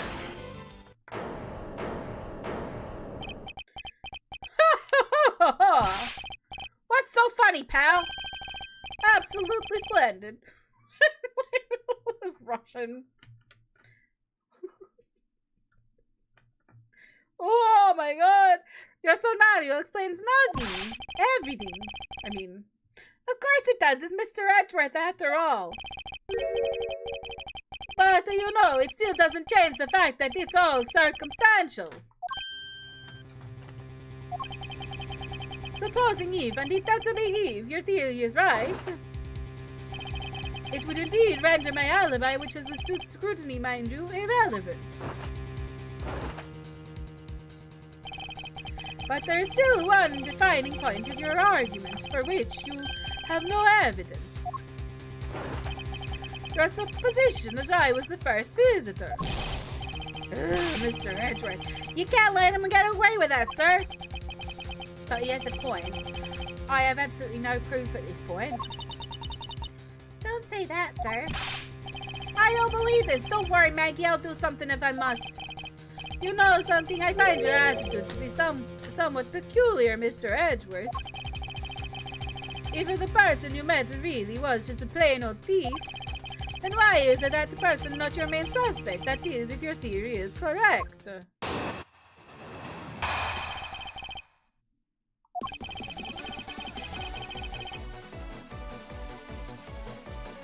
Hello?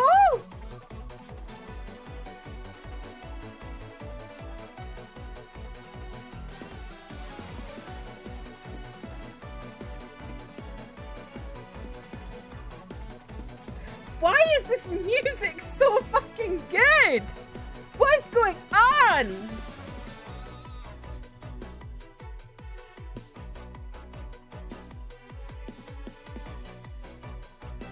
Oh my god.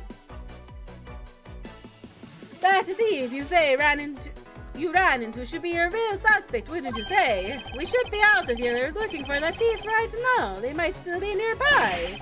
I had to repeat myself, but as I've already said, I was training in my room. And when Jim came to deliver some evidence to me, I was down in criminal affairs. So I can't be expected to know what happened around here after I left.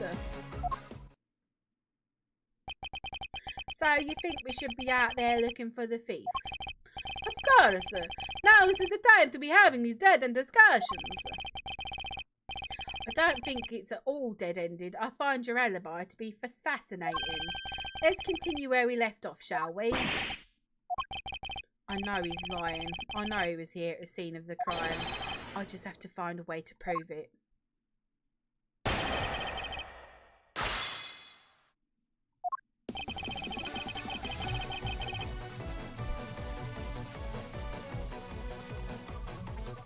Hold it!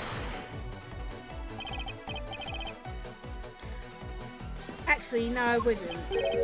Why not? That's That's elementary, my dear Watson. The dying message, of course. Mr. Faith's killer clearly left those letters on the spines of those files. If it was after they were on there that the thief stole one of them. You mean the old files, right? And that's how we also know the letters themselves were all set up and not from Mr. Faith. If the thief was the killer, do you think they would try to undermine themselves? Oh, maybe the killer just didn't think of that either. Yes, so that must be it. Maybe, just maybe. Hold it!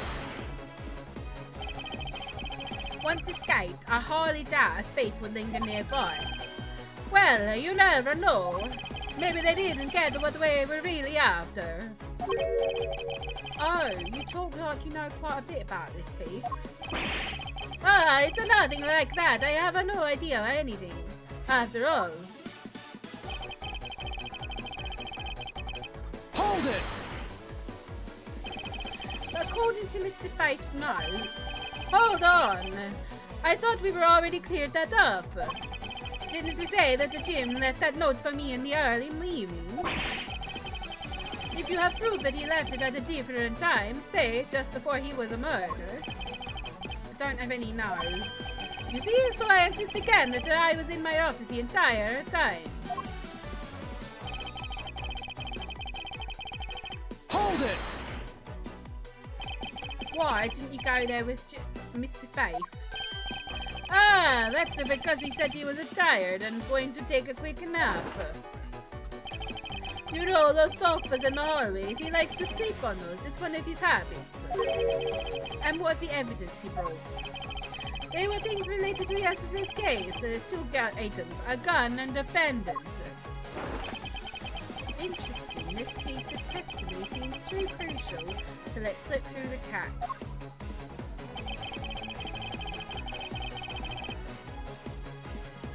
Hold it!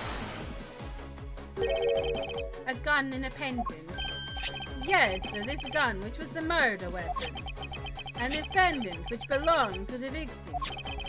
And why were you taking them to criminal affairs? There was something in the past, a case file. I wanted to compare these two. But all this had nothing to do with the case right now. Anyway, I believe you'll find the long paper trail left to be your satisfaction.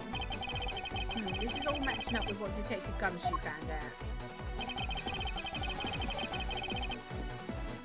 Hold it!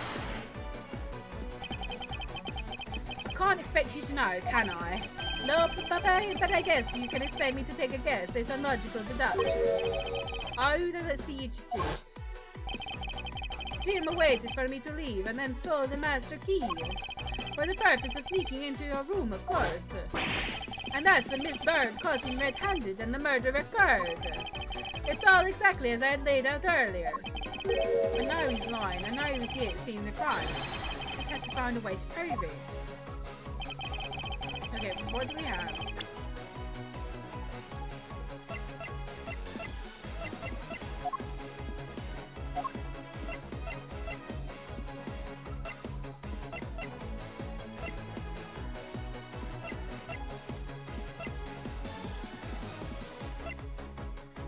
Oh.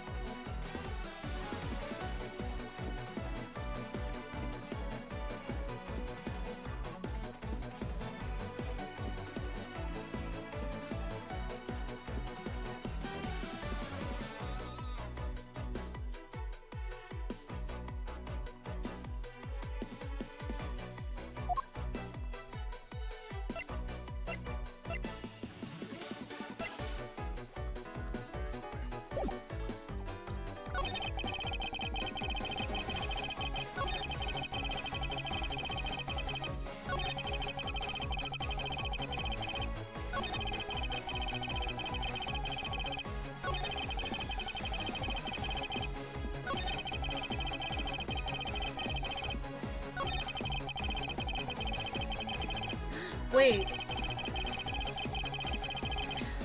2 items, but the note said 3, right? Yeah. Objection! Only 2 pieces of evidence. I believe the proper phrase here is you fail. Excuse me. You fail as a prosecutor, Mr. Portsman.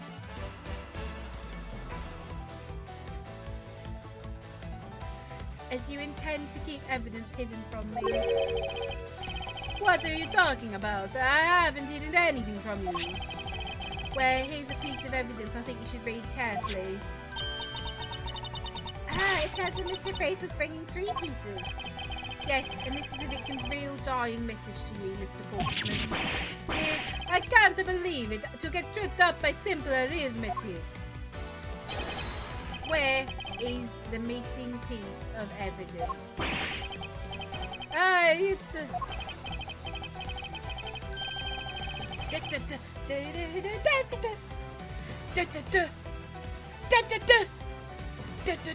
Oh, it's so good.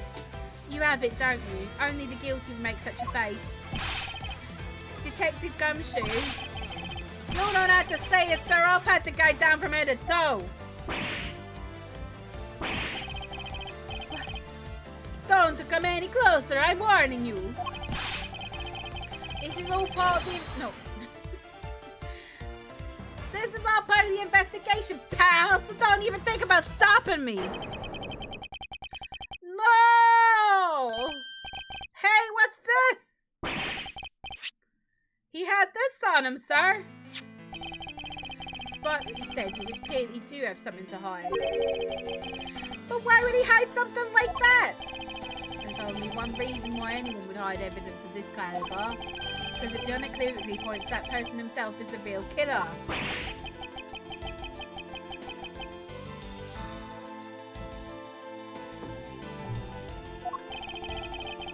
Let's examine this videotape in a little more detail for the section of the tape that will drive the last nail into his coffin.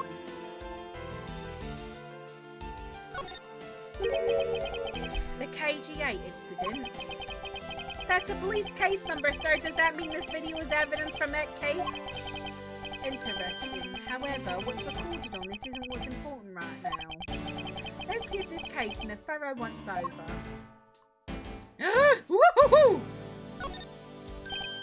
Oh, that's blood, isn't it? Yes, and I believe this is what the good prosecutor was trying to hide from us. This blood is still fresh. I kinda enjoy doing Edgeworth being like, it's still fresh. Like, bit dramatic, like, oh. You mean this might be Detective Faith's blood?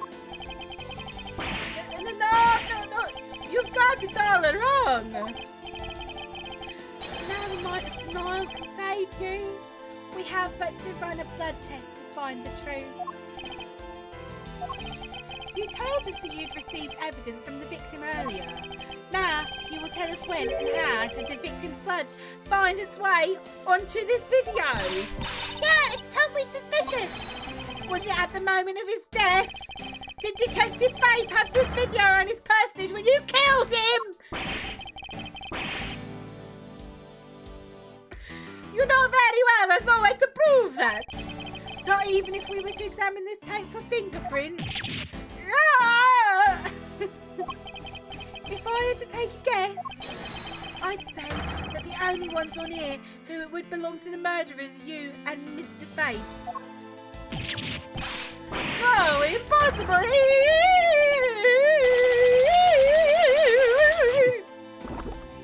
It's a me, Mario!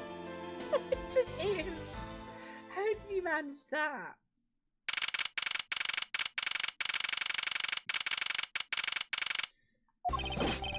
Mr. Portsman's been placed under arrest for the murder of Detective Buddy Faith, sir.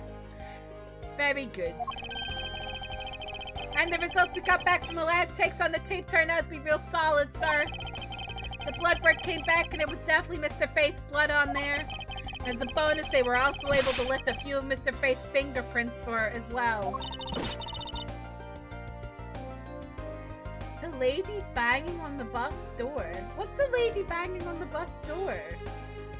Thank you so very much, Mr. Edgeworth. I still can't believe I got to see your cool deduction skills outside the courtroom. I'm impressed beyond words, sir. Okay, let me what's it?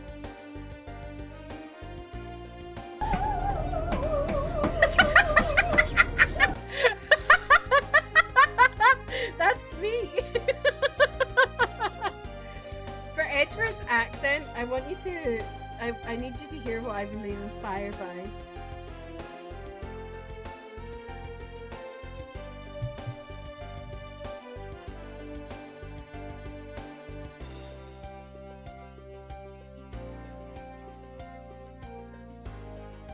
Oh my god, what was it? What was it?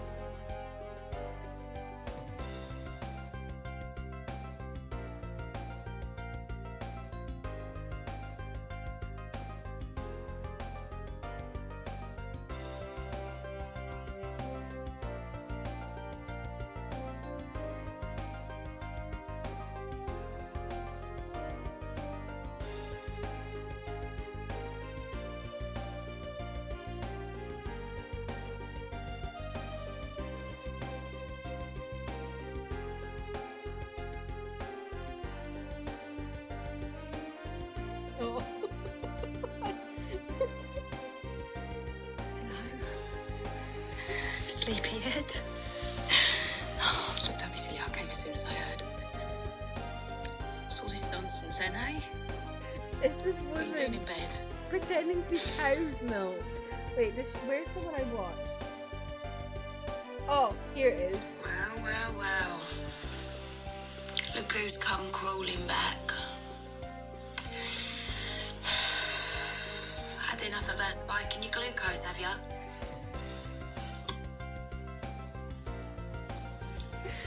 I should have known what you were up to from the start. All them years ago. This one inspired my Edgeworth voice. Stopped ordering me in your Costa. Stopped ordering me in your Costa. And it's like oat milk, what? No, dairy milk when she finds out you've left oat milk.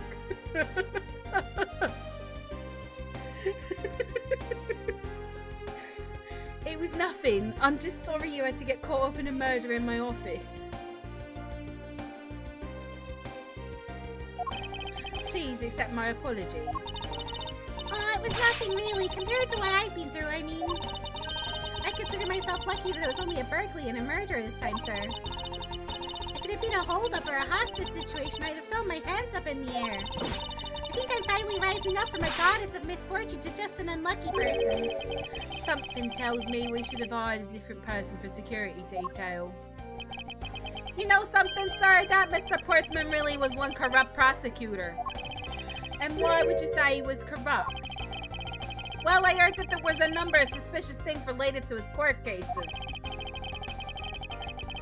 There's even rumors about how some of the evidence he uses is forged, sir. Forged evidence, huh? And they say he even decided not to prosecute a few cases for some really vague reasons. Oh, that guy's a complete disgrace to the entire profession.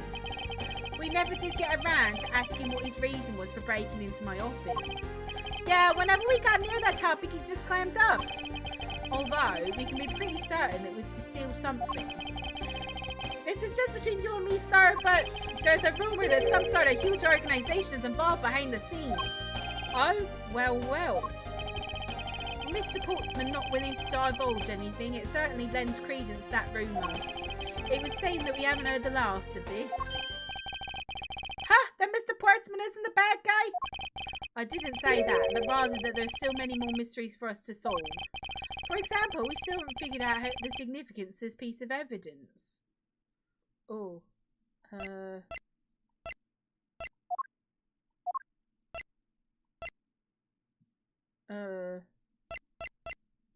Oh. Take that! The person who stole this file, the other villain of the night. Yeah, I wonder who it was. And what happened to the stolen pages? I wonder who in the world was it that held me up at gunpoint? Mr. Edgeworth, sir. Yes? I came across this while I was processing your office, sir. This card. What is it, sir? Is that a bird or something on there? It's not just any bird. It's the mark of the raven. A three-legged raven. Even you should know what this is, detective. Oh, it's about that thing, isn't it? The great thief everyone's talking about. Yes, it is the mark of the great thief, Yatagarasu.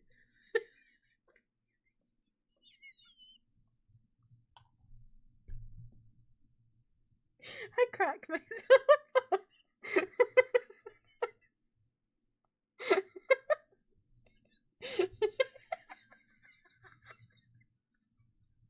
What? Why did I say it like that? Yatagarasu.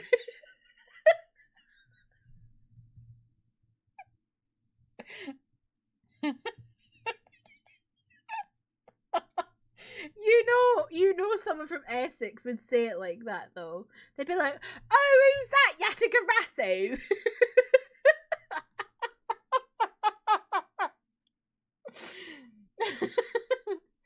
Yatagarasu.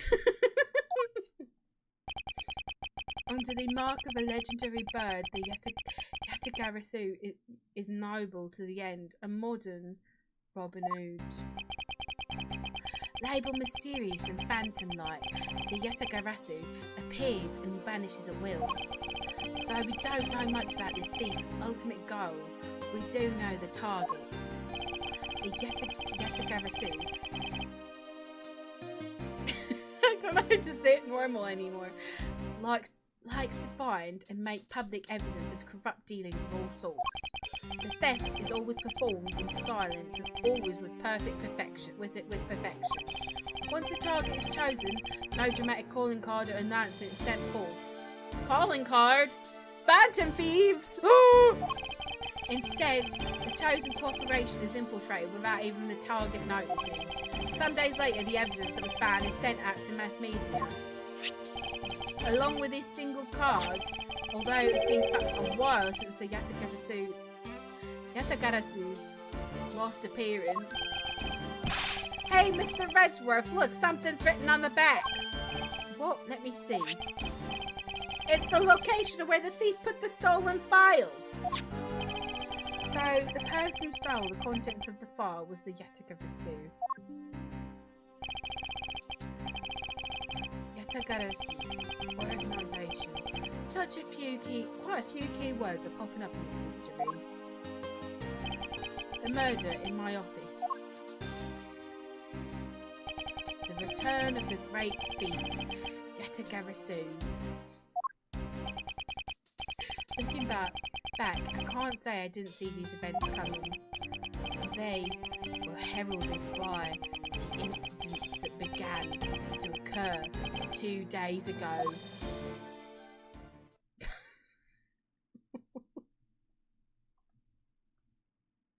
Well, there we go. There's the first case in Ace Attorney Investigations. We will continue this at some point in the future when I've finished all of the Phoenix Wright trilogy. But yeah, that was really fun. I'm really glad I gave that a shot today. I'm really grateful I got sent a copy.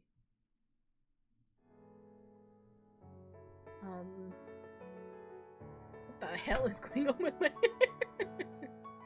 But yeah, that was really interesting. I really like what there's some QOL updates to kind of just general Phoenix Wright stuff, you know, like there being autoplay and stuff like that I was like, that's good. The music is so good. Oh my god, the music. I need to go and listen to the OST. It's so good. And yeah, I love the way they've like updated the graphics. Like it looks like the same old style, but also like more modern. It just looks really clean, and I like it. So yeah, I had a good time with it, and I'm excited to play it more when we get to it. Yeah, thank you again to Capcom for giving me a copy. Which is wild. Capcom. Me.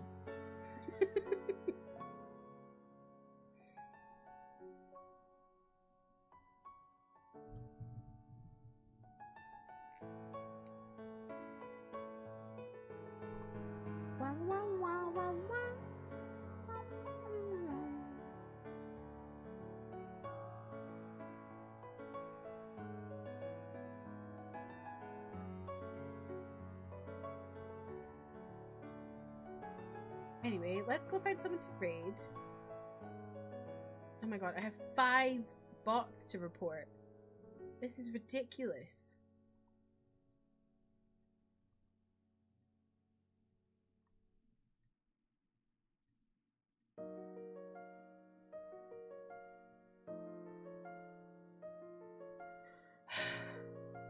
Twitch, sort it out.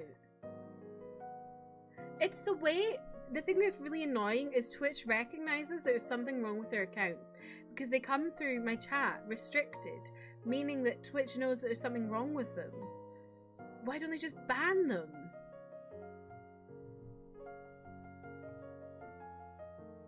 And also, when I report them, they're like immediately deleted.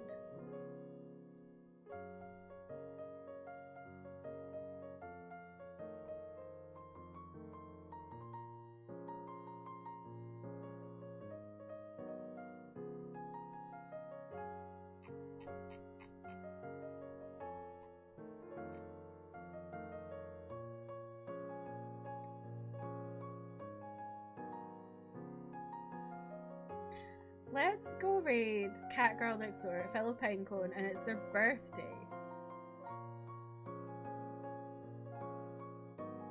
Her birthday, sorry.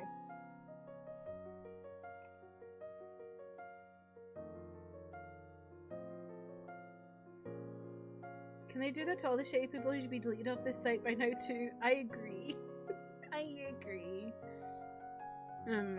Yeah, let me get the raid going. Or not, because my button don't work, so I've got to go do it manually.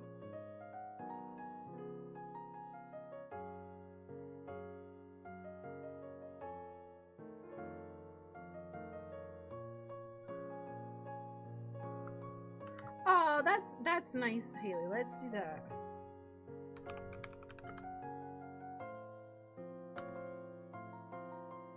God, that's terrifying. I had to like copy the name. I went to copy the name, but the knock button, you know, the stupid new knock button thing from guest stream together, whatever the fuck Twitch is calling it now, is right next to that. So I was like, oh my god, I don't want to click this button.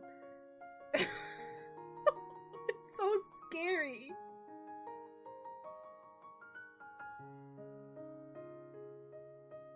Oh my god, help. Oh my god, this is...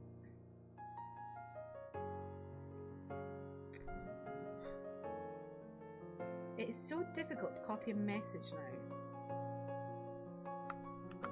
Because of me having the pin thing and all that in my chat.